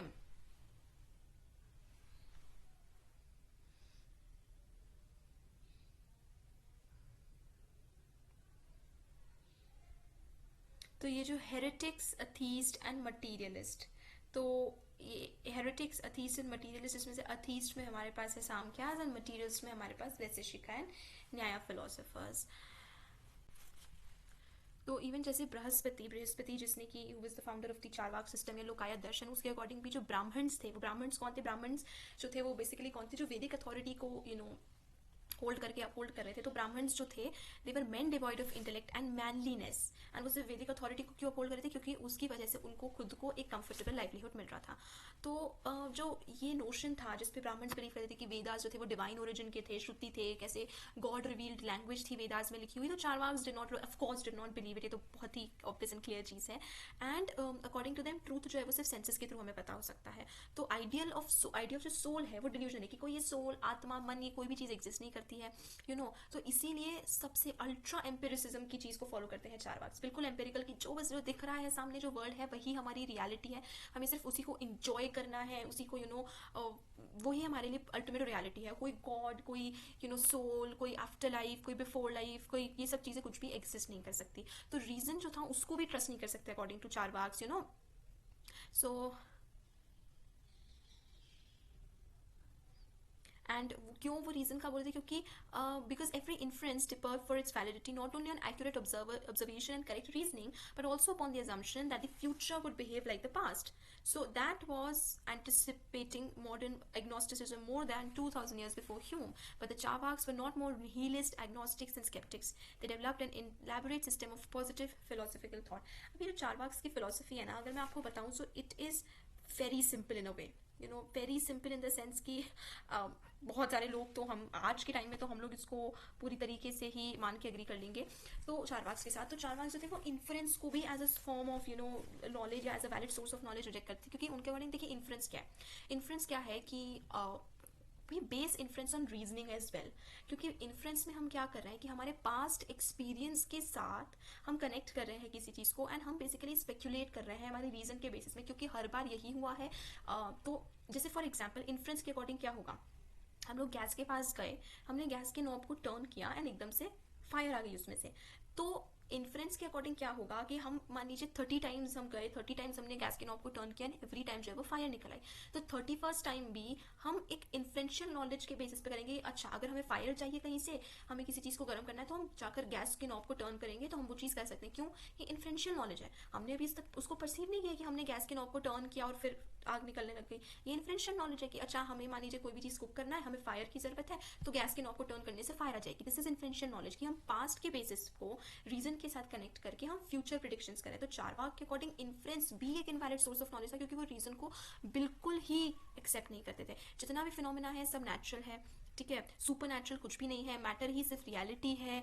तो माइंड जो है वो भी एक मैटर ही है, ऐसा मैटर है जो सोचता है। कोई क्रिएटर कुछ भी नहीं है वर्ल्ड का कि क्रिएटर ने कुछ क्रिएशन किया है, कोई गॉड है, कोई ऐसा कोई भी बीइंग है जिसने पूरे वर्ल्ड को क्रिएट किया है। रिलीजन जो है वो कुछ भी नहीं है, बस एक आदत है लोगों की, according this is all according to the Charvaka system, जो उनको लॉस एंड अनकंफर्टेबल वॉइड के साथ मतलब basically to make them more comfortable, या उनको बिलीव रखना चीज़ों में, उनकी किसी भी चीज़ के मोरालिटी जो है वो भी नेचुरली है। कोई डिवाइन कमांड नहीं है कि भगवान के अकॉर्डिंग कि अच्छा हमें झूठ क्यों नहीं बोलना है क्योंकि अरे पाप लगेगा, भगवान ऐसा बोलेंगे, नथिंग ऑफ दैट सॉर्ट। चोरी इसलिए नहीं करना है, नथिंग ऑफ दैट सॉर्ट। तो अकॉर्डिंग टू चारवाक्स हमें हमारे इंस्टिंक्ट्स, हमारे इमोशंस वगैरह कुछ भी कंट्रोल करने की जरूरत नहीं है, वो सारे नेचर के कमांड्स हैं। और लाइफ का पर्पस है टू लिव, तो सिर्फ ओनली विजडम इज हैप्पीनेस, सिर्फ तो only thing correct, the only wisdom is happiness. खुशी हमारी जो है वो ही हमारे लिए रियलिटी, और हमारा एंड गोल जो है वो वही होना चाहिए। तो चारवाक की फिलोसफी अगर हम देखें एक तरीके से बहुत सिंपल है इस चीज़ में, बस ये जो जितना हमने पैराग्राफ पढ़ा, this is what is Charvaka की फिलोसफी। वर्ल्ड पूरा मैटर से बना है, जो हमें दिख रहा है, जिसको हम परसीव कर सकते हैं, वही हमारी रियलिटी है। हमारा only objective should be happiness, वही हमारा एंड गोल होना चाहिए। कोई भगवान नहीं है, कोई आफ्टर लाइफ नहीं है, कोई सोल नहीं है, कोई सुपर नेचुरल पावर फोर्स किसी भी चीज़ में नहीं है, जो है बस यही है। तो चारवाक्स का एक बहुत ही फेमस सा phrase जो है, eat drink and be merry. So eat drink and be merry is like just eat yourself, eat out, जो whatever you want to do, just drink is in a form of enjoyment, just enjoy yourself, ठीक है। अब अगर हम पूरा system देखें, जैसे कि बुद्धिज्म जो था, बुद्धिज्म एक ऐसा सिस्टम था जिसने ब्राह्मणिकल ऑर्थोडॉक्सी को पूरी तरीके से शेक करके रख दिया था। तो Buddhism and Jainism were the unorthodox schools, जिसने ऑर्थोडॉक्सी को काफ़ी ज़्यादा उसके लाइक फाउंडेशन शेक कर दिए, उसको टक्कर दी थी, व्हाटएवर वी वांट टू से। सो अकॉर्डिंग टू बुद्धिज्म, ये जो स्क्रिप्चर्स की अथॉरिटी, ये कोई डिवाइन नहीं है, कोई गॉड वो नहीं है, कोई सुपरनैचुरल नहीं है। वैदिक रिलीजन जो है, वेदास जो है, कोई डिवाइन बुक्स नहीं है, और ब्राह्मण एज अ फर्स्ट कॉज को भी डिनाई कर दिया है, and discarded as the doctrine of soul. So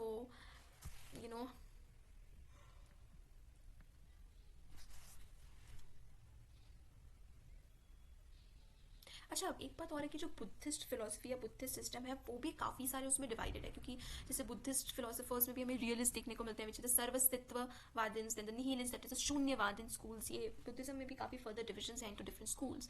and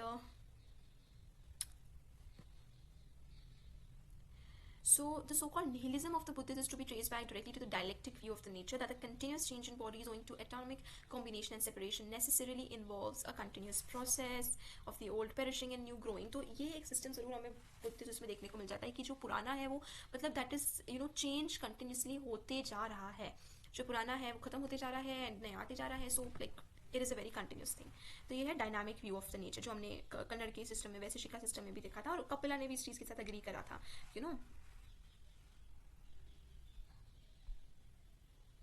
तो जो पुराने निहिलिस्ट थे, जो कि निहिलिस्ट के अकॉर्डिंग ये जितना भी फिलोसफिकल थॉट, ये जो भी चीज़ है ना, इन सबको बेसिकली दिस इज यूजलेस, या कुछ भी चीज़ एक्चुअल में एग्जिस्ट नहीं कर रहा है, that is what is nihilism. Everything is equal to nil, okay, nil is nothingness. तो बुद्धिस्ट का निहिलिज्म एंड जो ये निहिलिज्म है, they are very different in nature, ठीक है। तो बुद्धिस्ट के according everything is in an endless process of constant flux, flux यानी change, continuously everything is changing and changing. तो उन्होंने एटर्नल, चेंजलेस, एब्सोल्यूट एग्जिस्टेंस की नोशन को भी कॉन्ट्रडिक्ट किया कि ऐसे कुछ भी कोई भी चीज़ नहीं जो चेंजलेस है, जो एटर्नल है, जो हमेशा रहती है। एवरीथिंग जो है वो कंटिन्यूसली चेंज हो रहा है, हर किसी का एक डायनामिक व्यू है, तो जो वेदास में एब्सोल्यूट ट्रूथ बोला गया है, जो चेंजलेस है, जो लिमिटलेस है, जो एंडलेस है, जो एटर्नल है, जो एब्सोल्यूट है, इस चीज़ को बुद्धिज्म ने भी रिजेक्ट किया है। जो तीनों स्कूल्स हैं बुद्धिस्ट फिलोसफी के, इंक्लूडिंग द आइडियलिस्ट, द विष्णुवादिन्स, तो the idealist, the realist and the nihilist, ये जो तीन स्कूल्स है बुद्धिज्म के, उसने ये बताया कि every existence is momentary in a state of eternal flux. अगर आपको इंटरेस्टेड है बुद्धिस्ट फिलोसफी को, तो this has been a part of our previous semesters, जिसमें हमने theory of momentariness of Buddhism काफ़ी डिटेल में एक्सप्लेन किया है उसमें। तो थ्योरी ऑफ मोमेंटरीनेस मतलब कि one moment is completely different from the other.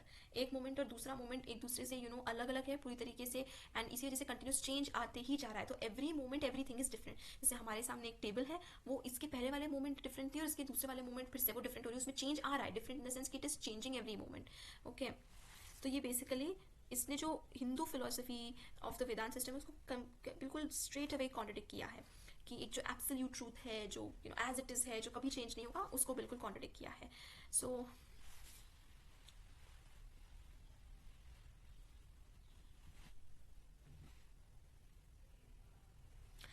अब बुद्धिज्म ने या बुद्धा ने क्या किया है कि जो मटीरियलिस्ट और स्पिरिचुअल रिलेशन है, ठीक है, मटीरियल और स्पिरिचुअल के बीच का रिलेशन है, उसको रिवर्स कर दिया. उसको रिवर्स इन द सेंस कि बुद्धा ने क्या हेल्प किया, that soul is a by product of the very being of man and governed by the laws of nature.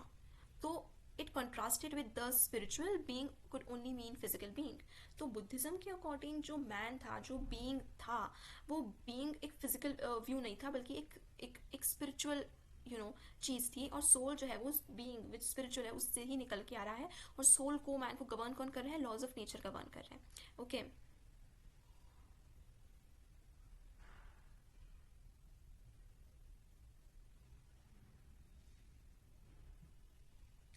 सो जो सोल है वो एक तरीके से वो मैन को इंस्पायर नहीं करती है to do the different activities, बल्कि सोल क्या है? द अक्यूमुलेशन, कि मैन जितनी भी एक्टिविटीज कर रहा है उसके अक्यूमुलेशन से सोल बनती है, और ना कि सोल से मैन सारे एक्शंस कर रहा है. तो ये एक रिवर्सल हो गया सोल एंड मैन के रिलेशन के बीच में, कि बाकी स्कूल्स के according the soul is the one जो मैन को गवर्न कर रही है, the ultimate thing. But according to Buddhism ऐसा कुछ नहीं है, because soul is what man जो एक्शंस कर रहा है उनका accumulation is what is soul.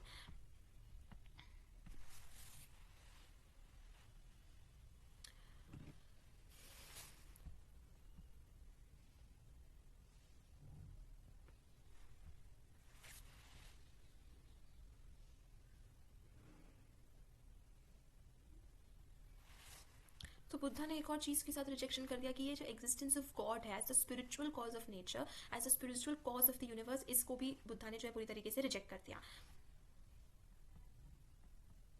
And yes, Buddha also rejected the doctrine of soul. तो हमने ये सोल के बारे में तो बात की. इसकी Buddhist philosophy is also very very interesting. अगर हम उसके डीप में जाएंगे तो काफ़ी इंटरेस्टिंग है. नई नई चीज़ें जो है वो बुद्धिज्म लेकर आया, क्योंकि एक बहुत अलग एंड डिफरेंट कोर्स बुद्धिज्म लेकर आया है कि जो प्रिविलेंट वैदिक अथॉरिटी या वैदिक कल्चर चलती जा रही थी उसके कंपेरिजन में तो जो बुद्धिस्ट फिलोसफी है इट्स वेरी डिफरेंट, और बहुत नई चीज़ों के बारे में बात कर रहा है. So Buddhism का जो realist school है defines the existence of a thing as its causal efficiency. According to this essentially materialistic doctrine, the existence of an abstract principle cannot be proved. Nihilist school जो है वो भी realist से derived है. तो according to the nihilist school हर चीज़ का एग्जिस्टेंस जो है वो एक वॉइड से निकल के आ रहा है, एक नॉन एग्जिस्टिंग से, एक नथिंग से निकल के something is produced. So nothing can become a cause as long as it remains unchanged. It has to that to that end undergo destruction, and that thus existence springs from non-existence only. तो Buddhist का nihilism कैसे different है कि Buddhist nihilist का मानना है कि जो हर चीज़ का कॉज है, according to the nihilist of Buddhism, हर चीज़ का जो कॉज है वो कॉज क्या है? Nothing is the cause, non existence is the cause, void is the cause for everything. So the seed must decompose, become non-existent as seed before the plant can grow. तो non existence होना पड़ेगा, और non existence में जब destruction आएगा तभी, मतलब non existence में डिस्ट्रक्शन आना मतलब नॉन एग्जिस्टेंस अगर डिस्ट्रॉय होगा तो एग्जिस्टेंस प्रोड्यूस करेगा. ओके,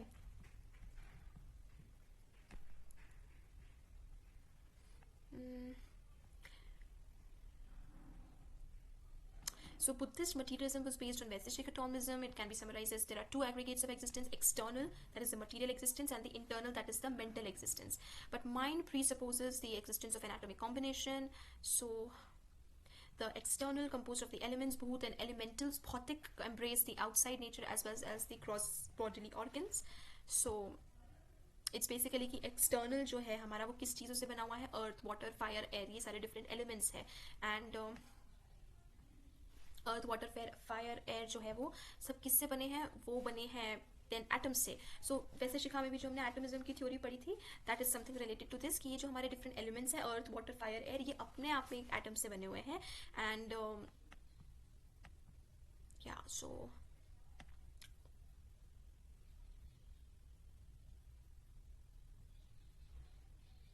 तो जो इंटरनल है वो एक्सटर्नल से ग्रो आउट कर रहा है. इट इज़ द एक्सटर्नल, मतलब कि जो मेंटल चीज़ें हैं, हमारी माइंड जो है वो कहीं ना कहीं मटीरियलिस्ट से डिराइव्ड है.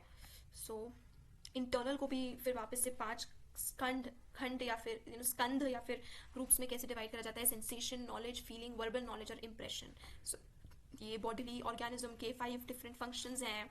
ये सारी चीज़ें अगेन एटम्स से बनी हुई हैं.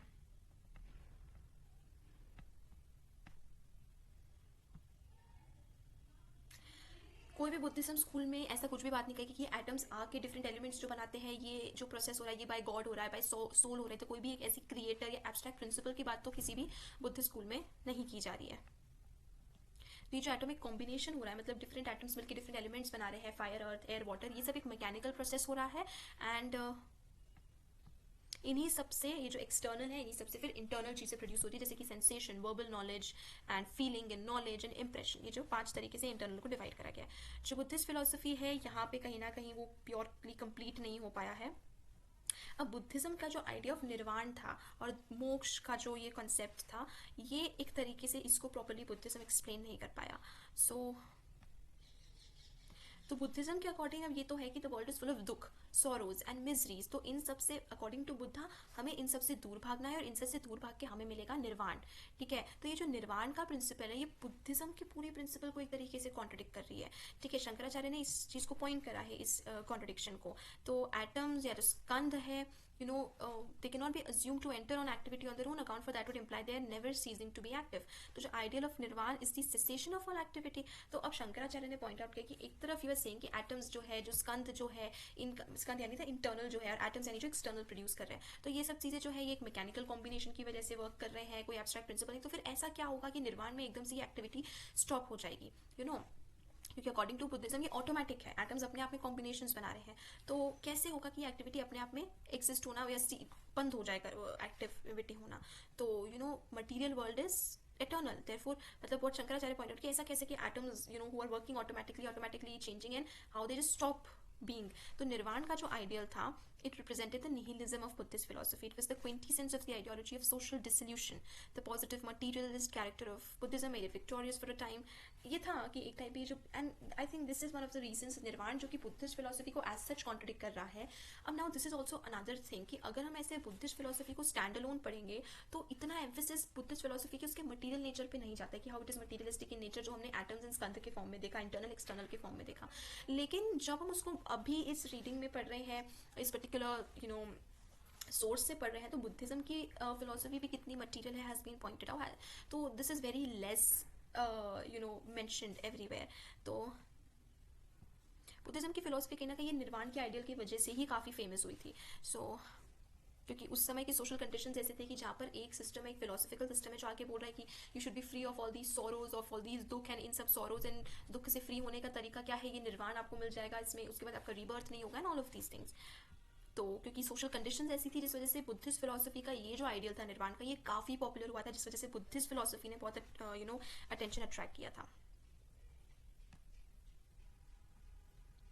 एंड एक और रीज़न था बुद्धिस्ट फिलोसफी का पॉपुलराइज होने का, वो ये था कि ब्राह्मणिकल सिस्टम में जो ये कास्ट सिस्टम हुआ था, क्लास सिस्टम हुआ था, उसको भी बुद्धिज्म ने एक तरीके से रिजेक्ट किया था कि जो क्लास सिस्टम है वहाँ जहाँ पर आप एक कास्ट को, शूद्र कास्ट को कितना डिस्क्रिमिनेट कर रहे हो, ऑल ऑफ दीस थिंग्स. तो दिस वाज अनदर रीज़न कि Buddhist philosophy became very popular.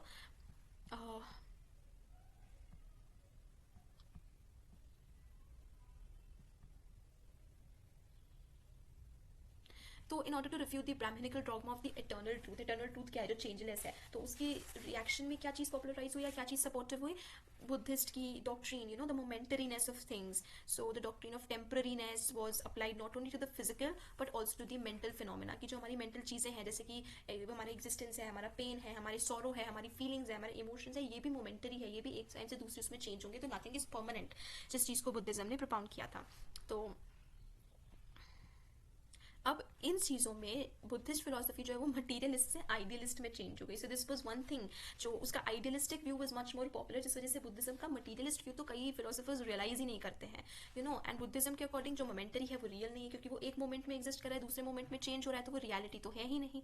Therefore जो पेन है, दुख है, सॉरोज है, वो भी रियल नहीं है, और उससे हमें छुटकारा मिल सकता है, क्योंकि ये मोमेंटरी चीज़ें हैं. ओके, ये परमानेंट चीज़ें नहीं है, ये सारी सिर्फ मेंटल स्टेट्स हैं.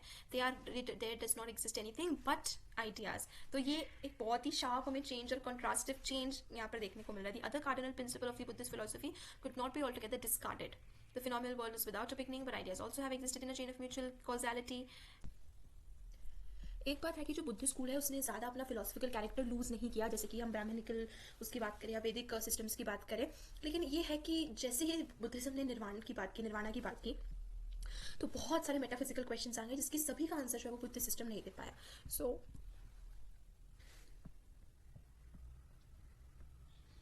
तो यही चीज़ हुई कि शंकराचार्य ने इस चीज़ को पॉइंट आउट कर लिया कि बुद्धिस्ट का जो निर्वाण वाला डॉक्ट्रिन था, वो उसके मटीरियलिस्ट रैशनलिस्ट सिस्टम के साथ, थ्योरी ऑफ मोमेंटरीनेस या थ्योरी ऑफ द सोल की जो बुद्धिज्म बात करता है, वो उसके डॉक्ट्रिन ऑफ निर्वाण के साथ इतना कंपैटिबल आपस में नहीं था. अब हमने वैसे सीखा, हमने सांख्या, हमने बुद्धिज्म की बात करी, हम बात करेंगे जैनिज्म की.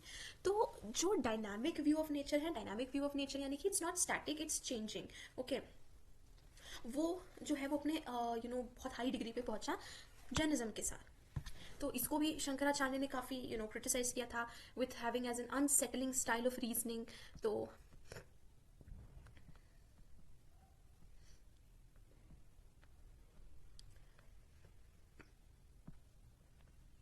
अब जैन फिलोसफर्स के जो एट्रीब्यूट्स थे वो कॉन्ट्रडिक्टरी एट्रीब्यूट्स, जैसे बीइंग और नॉन बीइंग. ठीक है, तो जैन फिलोसफी में आती है कि one can be being, one can also be non being.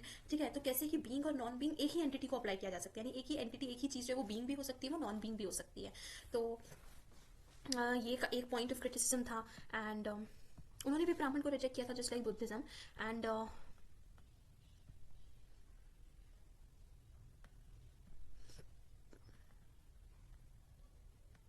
Jains जो थे वो सोल के कॉन्सेप्ट में बिलीव करते थे, लेकिन सोल भी जो थी वो मतलब जैसे कि कॉन्स्टेंटली चेंज हो रही थी.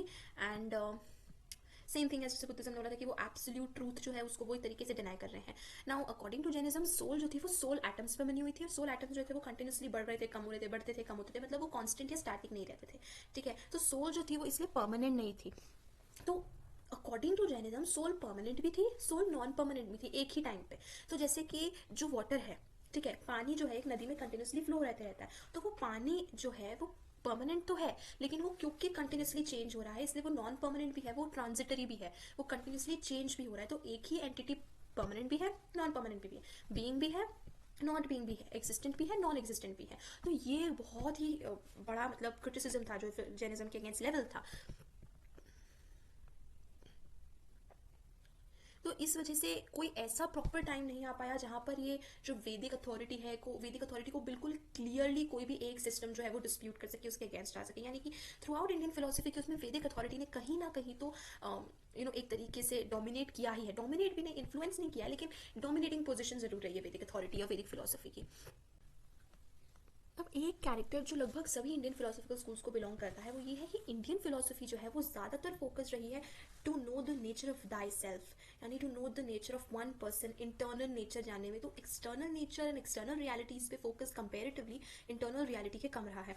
तो जैसे कि जो नेचर जो था वो as a source of bondage, तो अब जैसे इंडियन फिलोसफिकल स्कूल्स ने कहा है कि बॉन्डेज जो है मतलब जो हमारा कनेक्शन है, जो हमारा जुड़ाव है, या जो हमारा how we are related and connected to the nature, वो कैसे आएगा कि हम हमारे इनर ईवल से जब दूर भागेंगे. तो सेल्फ मॉर्टिफिकेशन, रिनंसिएशन, एसेटिसिज्म जो है वो भी जैसे बुद्धिज्म एंड जैनिज्म स्कूल्स में तो काफ़ी हाई लेवल पर प्लेस किया गया है. तो सेल्फ मॉर्टिफिकेशन जो था वो वैदिक रिलीजन में तो इतना प्लेस नहीं था, क्योंकि वैदिक रिलीजन में भी जैसे पुरुषार्थास की बात की गई थी, जिसमें ये नहीं कहा गया कि ultimately give up everything and all of that sense. तो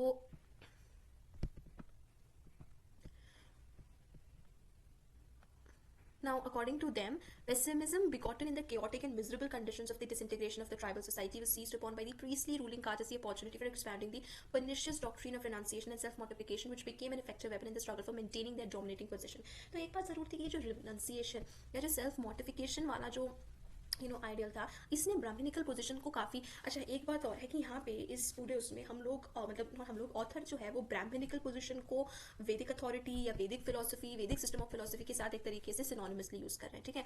तो life is full of miseries, क्योंकि एक इंसान के डिज़ायर्स कभी ख़त्म नहीं हो सकते।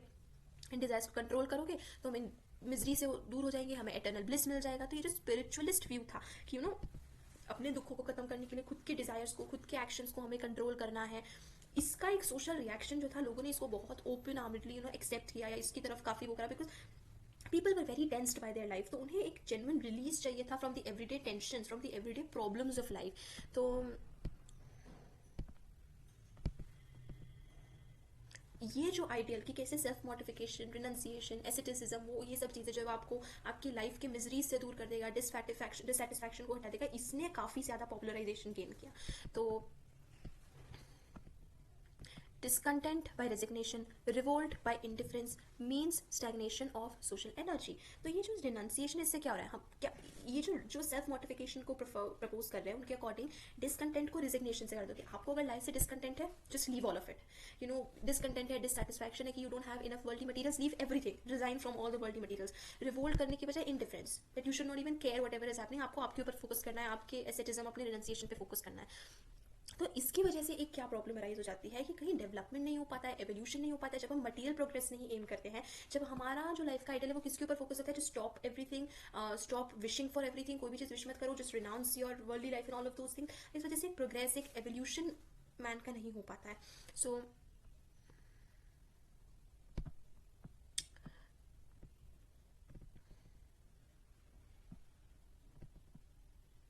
इस जैसे slow process of social evolution आया कि कैसे now this is all they are saying the same, this is what is all going on की जो रिनंसिएशन वाला आइडियोलॉजी थी, इसको लोगों ने बहुत एक्सेप्ट किया। एंड ये जो आइडिया था कि जस्ट ये डिसरप्टिव स्कूल्स की तरह इनको बात किया गया कि disruptive schools in the sense कि just leave everything, just not destroy anything, but आप सब कुछ छोड़ दो, लीव एवरीथिंग, कोई वर्ल्डली चीज़ वगैरह सब कुछ छोड़ के renounce yourself and follow asceticism और सब चीज़ें।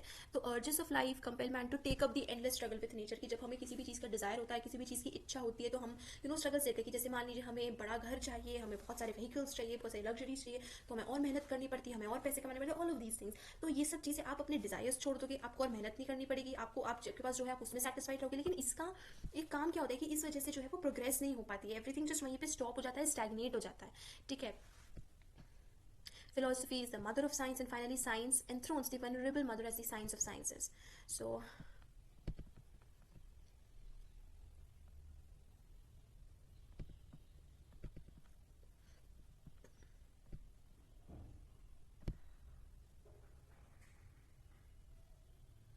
तो कहीं ना कहीं जो कन्नड़, कपिला, बृहस्पति, गौतम, महावीर, ना ये जो हमारे पास 5 मेजर नेम्स है, ये मटीरियलिज्म के सबसे ज़्यादा सुप्रीम, मतलब सबसे क्लोज टूवर्ड्स मटीरियल या more materialistic schools of Indian philosophy जो थे ये 5 फिलोसफर्स ही थे। लेकिन कहीं ना कहीं ये जो इनका मटीरियलिस्ट व्यू था ये कहीं ना कहीं दब गया, फुलफिल नहीं हो पाया।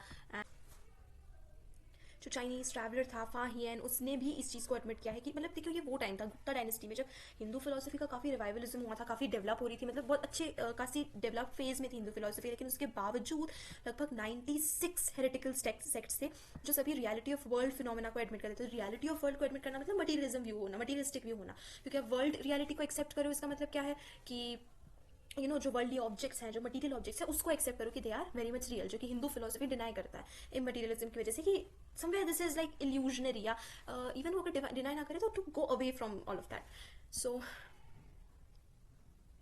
शंकराचार्य ने बुद्धिज्म एंड जैनिज्म के अगेंस्ट तो काफ़ी कुछ डेवलप कर लिया, लेकिन मेन एनिमी कौन थे?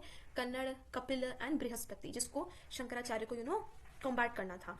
सो अब जैसे कि ये पर्टिकुलर पैराग्राफ जो है ना, ये एथिज्म और मटीरियलिज्म की एक समरी जैसा है कि रिलीजियस डॉक्ट्रिन्स जितने भी है, मतलब अगर मटीरियलिस्टिक या एथिस्टिक पर्सपेक्टिव से देखो, यानी कि सांख्य, वैसे शिखा, चारवाक, इन फिलोसफीज के अकॉर्डिंग देखो, तो इनका व्यू ये है कि जितने भी रिलीजियस डॉक्ट्रिन्स है ये सारे मीनिंगलेस है। मतलब ये जो रिलीजन और ये सब क्लेम करता है, बेसिकली उस समय का तो रिलीजन मतलब वैदिक फिलोसफी से रिलेटेड था, ये सारे मीनिंगलेस है। और मतलब गॉड एंड गॉड का as a creator of the world होना, तो फिर क्वेश्चंस, मतलब ये मटीरियलिस्ट क्वेश्चन पूछते कि आप बोलो कि गॉड क्रिएटर है, तो फिर गॉड को किसने क्रिएट किया, तो मतलब कि ऐसा कैसे हो सकता है कि जो क्रिएटर है उसका कोई क्रिएशन ही नहीं हुआ, उसका कोई एंड नहीं है, कोई बिगिनिंग नहीं है। तो तो लाइक गॉड अगर एक क्रिएटर है, लेकिन कोई भी पर्सन, कोई भी being without beginning without and तो नहीं हो सकता. तो इन अ सेंस दैट किस तरीके से जो मटीरियलिस्ट थे, जो एथीस्ट थे, जो गॉड में बिलीव नहीं रखते थे, वो किस तरीके से इन मटीरियलिस्टिक व्यू को या थीस्टिक व्यू को क्रिटिसाइज करते थे. सो इट्स लाइक वो दोनों व्यूज के थ्रू वो करने की कोशिश करें कि मान लीजिए अगर गॉड लिमिटलेस है, गॉड के पास ऑल पावर है, सुपर पावर जो भी है, तो फिर हम उसको इमेजिन कर रहे हैं, तो मतलब कि अगर गॉड कोई ऐसी एंटिटी है जो लिमिटलेस है, जिसके पास ऑल पावरफुल, ऑल परवेडिंग है, तो फिर हम उसको कैसे इमेजिन कर सकते हैं, हमें उस क्रिएटर के बारे में कैसे पता है. तो जो एसेंस ऑफ गॉड है, जो लिमिटलेस है बेसिकली, वो तो फिर डिसअपियर हो जाता है. और अगर गॉड लिमिटेड है, गॉड के पास सारी पावर नहीं है, तो फिर गॉड के ऊपर कौन ऐसा एग्जिस्ट करे जिसने गॉड के साथ वो लिमिटेड पावर्स के साथ उनको इम्पार्ट किया. तो और अगर जैसे गॉड है, ठीक है, अब गॉड ने किसी भी चीज का क्रिएशन किया, तो गॉड कोई भी चीज क्रिएट, मतलब एनीबडी, कोई किसी चीज को क्रिएट कब करता है, जब एक डिजायर होता है. तो डिजायर में जब क्रिएशन शुरू होता है, तो like desire is the cause of creation. तो फिर इसका मतलब गॉड को भी कहीं ना कहीं किसी चीज से डिजायर था. तो अगर गॉड को किसी चीज से डिजायर था, तो फिर उस केस में हाउ कम दैट फिर तो गॉड लिमिटेड हो गया. जैसे मैन को डिजायर है, वैसे ही गॉड को भी डिजायर है. तो उसका omni potence and omni science जो है गॉड का, वो जो सुपर ह्यूमन की तरह गॉड को एक्सेस करना चाहिए, वो खत्म हो गया, क्योंकि गॉड के पास भी डिजायर्स है.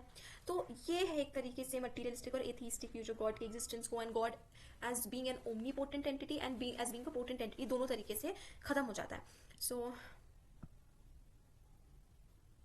शंकराचार्य की जो फिलोसफी है वो एक तरीके से हिंदू फिलोसफी की सबसे रिप्रेजेंटेटिव फॉर्म है, सबसे डोमिनेटिंग फॉर्म है.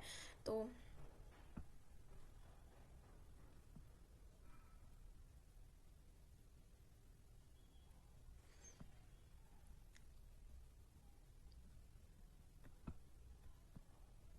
एक बात ये जरूर है कि शंकराचार्य ने काफी, मतलब शंकराचार्य की जो फिलोसफी है हिंदू फिलोसफी के रिकॉर्डिंग में, it's a very very strong philosophy, बहुत रिप्रेजेंटेटिव है. लेकिन उसके बावजूद मतलब ये जो क्वेश्चंस मटीरियलिस्ट या एथीस्ट गॉड के रिलेटेड पूछते थे, क्वेश्चन करते थे, उस चीज़ को शंकराचार्य जो है वो स्टिल अभी तक मतलब शंकराचार्य आंसर नहीं कर पाया, उनके आर्ग्यूमेंट्स को रिफ्यूट नहीं कर पाया. तो कहीं ना कहीं शंकराचार्य के पास जो कुछ बचा था इनके आंसर में, वो था स्क्रिप्चर्स और उनकी अथॉरिटी. तो स्क्रिप्चर अथॉरिटी तो वैसे ही मतलब मटीरियलिस्ट ये डिनाई ही करते हैं कि कैसे स्क्रिप्चर्स डिवाइन ओरिजिन, क्योंकि स्क्रिप्चर की अथॉरिटी भी तो गॉड की अथॉरिटी के ऊपर बेस्ड है कि स्क्रिप्चर्स खुद ही डिवाइन ओरिजिन के, और डिवाइन ओरिजिन मतलब गॉड क्रिएटर उनकी. तो मतलब जब उन्होंने गॉड की एग्जिस्टेंस को डिनाई कर दिया एथीस्ट ने, और गॉड की एग्जिस्टेंस को ही लेकर आर्ग्यू करे, तो स्क्रिप्चर्स की अथॉरिटी भी एक तरीके से फॉल डाउन हो जाती है उस जगह पर.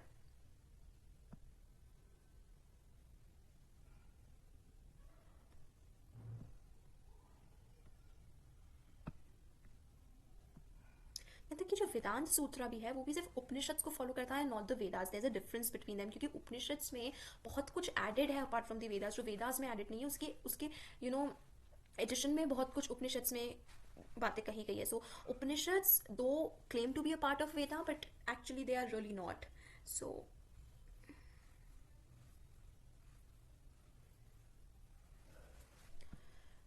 तो मटीरियलिस्ट और नेचुरलिस्ट स्कूल्स जो थे वो इतने पावरफुल थे, वेल डेवलप थे कि शंकराचार्य भी उनको रिफ्यूट नहीं कर पाए उनके आर्ग्यूमेंट्स को. एंड अगर वो करना चाहता भी था तो वो खुद ही एक मटीरियलिस्ट पोजीशन पे कहीं ना कहीं फॉल डाउन कर देते थे. सो शंकराचार्य का जो पैंथीज्म था, यानी the theory of multiple truths, existence of multiple absolute truths, pantheistic monism जो था, वो एक तरीके से मटीरियलिज्म का ही एक इन्वर्जन हमें देखने को मिल जाता है. The मायावाद is a shame faced recognition of the reality of the external world. तो शंकराचार्य से मायावाद मतलब हमारे आसपास जितनी भी चीजें हैं सब माया है, सब एक इल्यूजन है जो हमको डिसीव करने की कोशिश कर रही है. It is only by degenerating into a dogmatic system of theology which tries to reconcile even the gods of the Vedic natural religion with the metaphysical conception of Brahman, that Shankaracharya's system apparently escapes the glorious fate common to all systems of consistent pantheism. The fate is to corroborate the materialistic view from the opposite direction. तो शंकराचार्य का जो पैंथीस्टिक monism है, यानी पैंथीज्म जो है, वो भी कहीं ना कहीं मटीरियलिस्टिक परसेप्शन या मटीरियलिस्टिक व्यू से नहीं फ्री हो पाया. उसमें मटीरियलिज्म के हमें फ्रेगमेंट्स देखने को मिल ही जाते हैं. सो मतलब just to, because we are almost at the end, towards the end, to sum up, हम जिस बारे में अभी तक हमने इस पर्टिकुलर आर्टिकल में बात की है वो वैश्य शिखा सिस्टम, हमने सांख्य सिस्टम, हमने बुद्धिस्ट सिस्टम के बारे में बात की है. Now we majorly talking about Shankaracharya, जो कि हिंदू फिलोसफी के एक तरीके से रिप्रेजेंटेटिव हम बोल सकते हैं. सो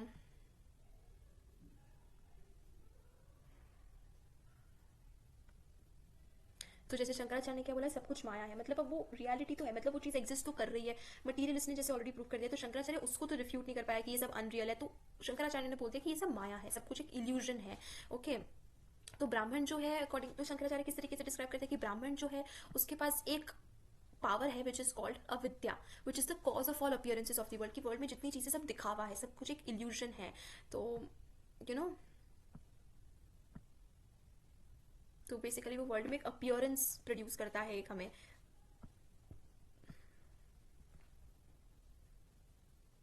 माया जो है उसकी वजह से उपधन होता है, जिस वजह which is the material cause of the world, it belongs to the Brahman as a शक्ति।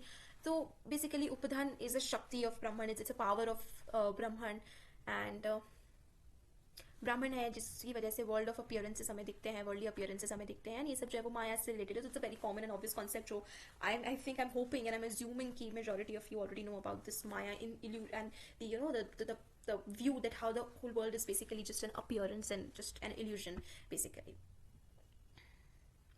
अब शंकराचार्य कैसे अपने ही बने हुए जाल में फंस गया, क्योंकि शंकराचार्य बोले कि वर्ल्ड एग्जिस्ट तो करता है, रियलिटी तो है, but only reality of appearances है, सिर्फ एक इल्यूजन है। तो अब यहाँ पे द ओन डॉक्ट्रीन कि कैसे ब्राह्मण is the absolute existence, the unitary, the only existing thing and absolute existence, और इसमें ब्राह्मण में कोई भी क्वालिटीज नहीं है, इसके कोई एट्रीब्यूट्स नहीं है, कोई पार्ट्स नहीं है। लेकिन फिर माया भी एक एग्जिस्टेंस है, माया भले ही अनरियल है पर वो एग्जिस्ट तो कर रही है। शंकराचार्य ने इस चीज़ को तो अलाउ किया है कि माया जो है, जो वर्ल्ड है, वो भी एग्जिस्ट तो कर रही है, दो वो इल्यूजन की तरह, एक धोखे की तरह, एक दिखावे अपीयरेंस की तरह एग्जिस्ट करी, बट एग्जिस्टेंस तो है। तो ये आइडिया कि ब्राह्मण सिंगल यूनिटरी एग्जिस्टेंस है, अब उस यूनिटरी एग्जिस्टेंस को कॉन्ट्रडिक्ट कर रहा है माया का एग्जिस्टेंस। तो यहाँ पे दो चीजें एग्जिस्ट कर रही है। तो ये जो शंकराचार्य का क्लेम है, ये तो ब्राह्मण को, मतलब बेसिकली शंकराचार्य का क्लेम ब्राह्मण को डिफेंड करने की कोशिश थी, लेकिन इसमें ब्राह्मण को ही अटैक किया जा रहा है कि एक तरफ आप बोलो ब्राह्मण यूनिटरी एग्जिस्टेंस है, दूसरी तरफ माया भी अपने आप में भले ही अपीयरेंसेस की एग्जिस्टेंस है, बट एग्जिस्टेंस तो वो है, तो और अगर ब्राह्मण is the cause of material things, तो ब्राह्मण इमटीरियल कैसे हो सकता है, मतलब एक इमटीरियल चीज से मटीरियल चीज कैसे निकल के आ सकती है, क्योंकि दोनों क्वालिटी वाइज तो डिफरेंट है। एंड ब्राह्मण फिर मटीरियल चीजों का एग्जिस्टेंस नहीं हो सकता। Now Shankaracharya, to get out of this difficulty, what he says is, if it be objected on the Vedanta doctrine that there is no room for removing power as in consequence of the oneness of Brahman, no motion can take place. We reply such objections by pointing to the fact of the Lord being fictiously connected with Maya. So अब शंकराचार्य क्या करता है, अपनी argument को defend करने के लिए वो वापस से रिलीजन का सहारा लेता है कि जो बीइंग है, जो लॉर्ड है, वो ये सब माया उनका ही करा हुआ काम है, सब उनका ही created by the lord only and stuff like that. So now of course मतलब this is not a very convincing argument. तो सब क्योंकि मतलब ना, पहली बात तो शंकराचार्य ने मटीरियल वर्ल्ड को बस एक इल्यूजन बता दिया कि वो रियल में एग्जिस्ट नहीं करता है, वो सिर्फ एक इल्यूजन है। Then the question about the moving forces of the phenomenal world answered by asserting dogmatically that the metaphysical entity Brahman becomes a personal god. तो अब जो जितना भी वर्ल्ड में मूवमेंट हो रहा है, एक्शन हो रहा है, डेवलपमेंट, प्रोग्रेस, चेंज, जो कुछ भी हो रहा है, उसको शंकराचार्य क्या बोलते हैं कि ब्राह्मण जो है वो एक एंटिटी बन जाते हैं जो कि पूरे वर्ल्ड में फिनोमिना को मेंटेन करते हैं, वर्ल्ड की हैपनिंग्स को मेंटेन करते हैं। So this is of course very fallacious arguments हम देख सके तो, कि anybody would very easily point out the problems in this arguments की आप एक तरफ बोल रहे हो कि ब्राह्मण के पास कोई क्वालिटीज नहीं है, वो कोई एट्रीब्यूट्स नहीं है, वो basically it is it's immaterial and stuff, and then दूसरी तरफ बोलो कि ब्राह्मण ही है जो वर्ल्ड को मेंटेन कर रहा है, जिससे सारी मटीरियल चीजें निकल के आ रही है। सो this is a very contradicting thing that Shankaracharya जो बोल रहा है।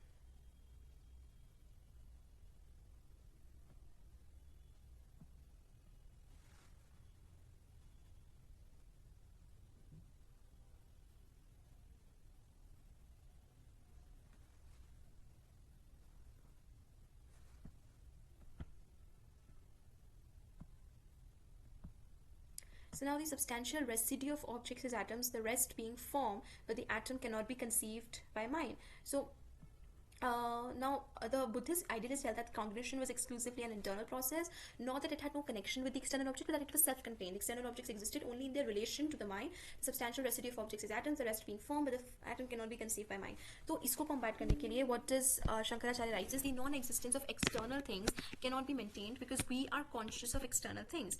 Why should we pay attention to a man who affirms that no such thing exists? Why should we then take Shankaracharya seriously when he talks of Maya? So Shankaracharya proceeds that the outward thing exists apart from consciousness is necessarily to be accepted on the ground of the nature of consciousness. Nobody when perceiving a post or a wall is conscious of his perception only, but all men are conscious of posts and walls as objects of their possession. Who, even those who contest the existence of external things, bear witness to their existence when they say that what is an internal object of cognition appears like something external. So basically what is happening is कि जहाँ पर एक तरफ Buddhist जो है वो atoms की तरफ बोलती है कि कैसे एटम्स जो है वो एक्सटर्नल वर्ल्ड के एग्जिस्टेंस का कारण है, उसको क्रिएट करते हैं, लेकिन हमारा माइंड जो है वो एटम्स को परसीव नहीं कर सकते, क्योंकि एटम्स सबसे छोटी यूनिट है जिसको हम बेसिकली परसीव नहीं कर सकते हैं। That is of course true. तो शंकराचार्य भी इसके लिए ही rights that it is something कि जो एक्सटर्नल चीज़ें हैं वो हमारे कॉन्शियसनेस के आउटसाइड बेसिकली एग्जिस्ट करती है, एंड इसको हमें एक्सेप्ट क्यों करना है? Only because of our own consciousness. Okay, so जैसे कि what he is trying to explain is कि जब हम किसी भी ऑब्जेक्ट को परसीव करते हैं, हम सिर्फ उस परसेप्शन के बारे में अवेयर नहीं है, बट हम उस ऑब्जेक्ट के बारे में भी अवेयर हैं कि अच्छा हम लोग एक टेबल देख रहे हैं, तो we are not only aware कि we are looking at the table, but we are also aware that वो टेबल एग्जिस्ट कर रही है। सो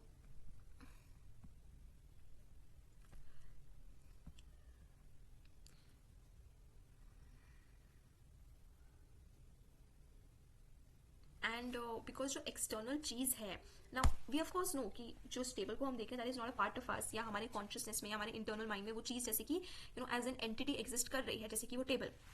सो distinction of an thing and idea हमें कॉन्शियसनेस में मिल जाता है। हमें इस चीज़ के बारे में पता है कि हम लोग उस टेबल को सिर्फ इमेजिन नहीं कर रहे हैं, या टेबल का सिर्फ वो आइडिया नहीं है, वो एक्चुअल रियल टेबल है जो एग्जिस्ट कर रही है। लेकिन आइडिया और जो चीज़ है उसके बीच में एक इनवेरिएबल कॉन्कोमिटेंस होता है। इनवेरिएबल कॉन्कोमिटेंस मतलब एक अनडिनाइबल रिसेम्बलेंस होता है, इन द सेंस कि जो हमारा आइडिया है ऑफ दैट टेबल और जो टेबल है वो दोनों एक दूसरे से बहुत सिमिलर है, बिल्कुल एक जैसे हैं, लेकिन वो एक ही चीज़ें नहीं है, वो दो सेपरेट चीज़ें हैं जो एग्जिस्ट कर रही है।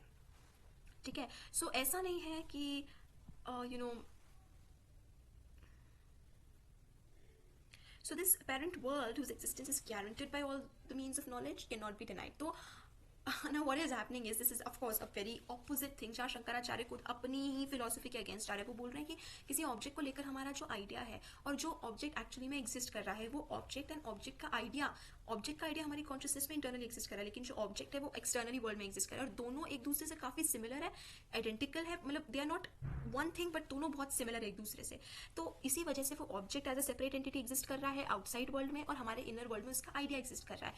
तो इस वजह से हमारी कॉन्शियसनेस में जो उसका आइडिया एग्जिस्ट कर रहा है, उससे हम गारंटी कर सकते हैं कि वो एक्सटर्नल ऑब्जेक्ट जो है वो एग्जिस्ट कर रहा है। यहाँ पे ऑफकोर्स शंकराचार्य एक तरफ जो बोलते हैं पूरा वर्ल्ड एक इल्यूजन है, और दूसरी तरफ वो एक्सटर्नल ऑब्जेक्ट्स का एग्जिस्टेंस की बात कर रहा है आउटसाइड वर्ल्ड में। ओके, तो ये अगेन मटीरियलिस्टिक परसेप्शन है, क्योंकि वो एक्सटर्नल वर्ल्ड की रियलिटी को ये ज़्यादा अग्री कर रहा है, ये मटीरियलिज्म है। सो दिस इज वेयर कि कहाँ शंकराचार्य की फिलोसफी खुद ही अपने आप को कॉन्ट्रडिक्ट कर रही है। तो मटीरियलिज्म का जो राइज एंड फॉल हुआ coincided faith the same events in Greece. कहीं ना कहीं ग्रीस में भी इसी तरीके से मटीरियलिज्म का राइज एंड फॉल हमें देखने को मिल जाता है। The period of spiritual darkness following thereupon was brought to a close in Europe by the reassertion of materialistic national thoughts. तो एक टाइम था जब यूरोप में ये मटीरियलिज्म के बाद एक इमटीरियलिज्म वाला दौर आया था और वापस से रैशनलिस्टिक थिंकिंग आ गई थी, लेकिन इंडिया में ये चीज़ नहीं हो पाया। इंडिया में ये रैशनलिस्टिक थिंकिंग जो है वो रीडेवलप नहीं हो पाई, रिवाइव नहीं हो पाई। I'll just read this paragraph here. The rise and fall of materialism in ancient India coincided fate the same events in Greece. With fate the same events in Greece, the period of spiritual darkness following thereupon was brought to a close in Europe by the reassertion of materialist and rationalist thought. So basically what happened was कि जब materialism का downfall India में हुआ, Greece में downfall हुआ rationalistic thought का, और rise हुआ फेथ का। वो जो फेथ इन काइंड ऑफ एक तरीके से not really irrational thought but या फेथ एंड जो स्पिरिचुअलिटी वाले इवेंट का। लेकिन यूरोप में क्या हुआ कि ये जो डार्कनेस वाला एज था which focused on religion and supremacy of the church and ये सारा जो था, ये अपने आप में कॉम्बैट हो गया, क्योंकि एक एज वापस आया जिसने मटीरियलिस्ट और रैशनलिस्ट थॉट को वापस से स्ट्रेंथन करता है, that with the help of modern science. लेकिन इंडिया में ये कभी नहीं आ पाया, एंड मटीरियलिज्म जो है वो तो could not be developed that much. The spiritual heritage of India still remains to be rescued from her cultural ruins. What prevented India from following the same course after having done that up to only several years ago from the remotest stage of human history? It's like कि जो हमारा India का spiritual outlook था, that is now again it's a very damaged thing आज के time में। तो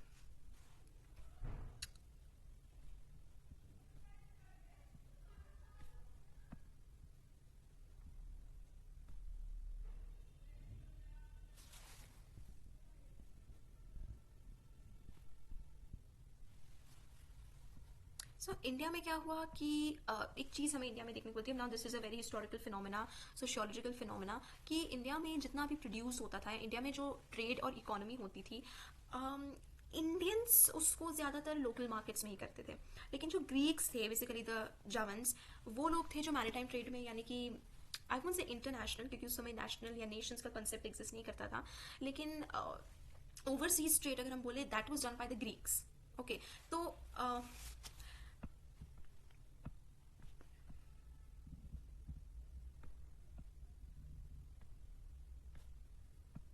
कहीं ना कहीं इंडिया में हमें ट्रेड का वो स्केल नहीं मिलता है। ट्रेड होता था Indian spices, Indian silks, Indian cotton जो है वो ओवरसीज एक्सपोर्ट तो होती थी, लेकिन ये इनिशिएटिव जो था वो इंडियंस के इंडियंस ने नहीं लिया था, ये इनिशिएटिव लिया था ग्रीक्स ने. They were the ones who came and who bought those spices. लेकिन इंडियन फिलोसफिकल सिस्टम जैसे कि जो ब्राह्मणिकल सोसाइटी है वो इस चीज़ को डिस्करेज ही करती थी, ओवरसीज ट्रेड के इतने फेवर में नहीं ही थी. तो मनुस्मृति एंड कौटिल्य का अर्थशास्त्र, इनमें जो ब्राह्मणिकल लॉज है, जो ट्रेडर होता था वो बेसिकली एक सोशल क्लास में फिट ही नहीं होता था, बिकॉज ट्रेडिंग का जो काम होता था, इम्पोर्ट एक्सपोर्ट का जो काम होता था ओवरसीज में, that was kind of discouraged by this brahmanical society. So in this connection, it will be instructive to cite that Hegel discovers as the cause of the spiritual superiority of Indo-Aryan culture. So what he says is they, Vedas, represent the culture of a race of warrior poets and philosophers who despised the arts of commerce and lived mostly by agriculture, with one hand on the sword and other on the plow. कि जो वेदास का culture था, जो वैदिक culture था, जो prevalent था India में, वो बेसिकली ऐसा कल्चर था जो सिर्फ जो कॉमर्स के ऊपर कम focus, commerce in the sense now internal commerce या लोकल ट्रेड मार्केट्स में कॉमर्स तो काफ़ी प्रेवलेंट था, लेकिन ओवरसीज कॉमर्स में कम वो करता था. And it was mainly focused on agriculture. तो एक एग्रीकल्चरिस्ट डोमिनेशन इंडियन सोसाइटी और इन कल्चर में उस समय था. एंड दूसरा मोस्ट डोमिनेटिंग जो profession, not that time it was not really a profession, लेकिन दूसरा मोस्ट डोमिनेटिंग वर्क और skill that the Indian new at that time was the art of the sword. That means fighting skills. जो in the case अगर हम देखें कि number of farmers and the number of soldiers were the once जो सबसे ज्यादा quantity and number में थे उसमें. तो जो ईगन, बैबिलोनियन, ड्रिविडियन कल्चर्स थे वो मर्केंटाइल सिविलाइजेशंस थे, जिनका स्पिरिचुअल आउटलुक कम था, और they were more engaged in trade and commerce and all of these things. And they were more concerned with the happiness which lies in the material possessions and in spiritual. तो India में इसका कुछ opposite था. India में वो materialistic gains या materialistic happiness से ज़्यादा फोकस करते थे स्पिरिचुअल डेवलपमेंट एंड हैप्पीनेस पे. सो जब से आर्यंस आए जिन्होंने ड्रिविडियंस के ऊपर भी एक तरीके से उनको भी सब्जुगेट कर दिया, तो क्या हुआ कि ट्रेडिंग क्लास की ग्रोथ पे कम करके and basically spiritual happiness and spiritual authority का ज़्यादा डोमिनेंस आने लगा.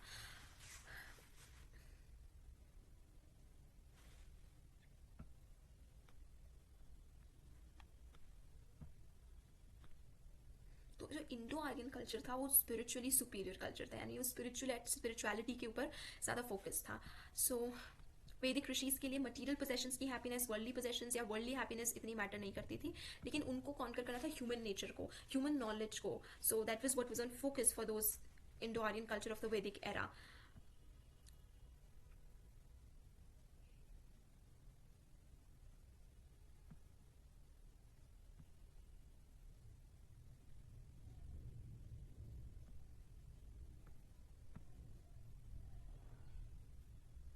Now, जैसे कि there's another thing कि जो बुद्धिस्ट आंसर था towards brahmanism, so it was also कि कहीं ना कहीं मर्केंटलिज्म को या कहीं ना कहीं ट्रेड एंड कॉमर्स के ऊपर वो था, क्योंकि जो बेसिकली नालंदा मोनास्ट्री थी, it was founded by 500 merchants जो कि बुद्धा के डिसाइपल थे. तो मतलब कहने का मतलब what he's trying to say, Yu Tsang is trying to say, or the philosopher Hegel tries to say is कि कहीं ना कहीं इंडिया में स्पिरिचुअलिटी के ऊपर फोकस ज़्यादा था. तो इस वजह से इकोनॉमिक लिमिटेशन, सोशल डिस्क्रिमिनेशन जो थी वो ज़्यादा थी. जैसे जैसे स्पिरिचुअलिटी का कल्चर जो है वो इंडिया में बढ़ता गया, वैसे वैसे ही इकोनॉमिक लिमिटेशन बढ़ती गई, सोशल डिस्क्रिमिनेशन बढ़ती गई. तो मनुस्मृति के कोड्स जो है, it place the merchant under all sorts of disadvantages. तो सी वोयाज को भी एक इम्प्योरिटी माना जाने लगा कि आप अगर ओवरसीज ट्रैवल करते हो तो that is kind of a sin, that will make you impure. तो आपको अपनी कंट्री को छोड़ के ओवरसीज भी ट्रैवल नहीं करना है. तो जो हमें ब्राह्मणिकल अथॉरिटी या ब्राह्मणिकल रूल देखने को मिलता है वो basically it was not purposefully या कॉन्शियसली अगेंस्ट ट्रेड, लेकिन उसकी फिलोसफी ऐसी थी कि वो ट्रेड एंड कॉमर्स के कहीं ना कहीं अगेंस्ट पे था ही.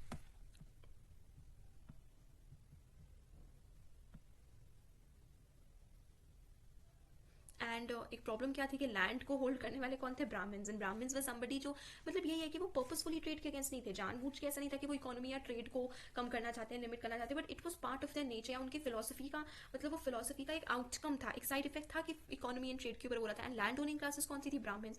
तो जो प्रोडक्शन था वो इफेक्टेड बाय ब्राह्मण्स था, लेकिन ब्राह्मण्स वर समबडी जिनकी ideology was not really engaged with trade as a priority. तो इस वजह से जो स्पिरिचुअल अथॉरिटी के राइज के साथ हमें डाउनफॉल दिखता है of social relations, social equality, economic prosperity, इन सब का हमें दिखता है. सो This, the specific form of Indian thought, and explains why materialism practically disappeared after it had flourished so well in the earlier period. क्योंकि the Kshatriyas were so seriously weakened that they had to readmit the supremacy of the Brahmins. क्योंकि महाभारत के बाद जो क्षत्रियास थे, they were very very particularly weakened, और इस वजह से Indian materialism उतना revive नहीं हो पाया.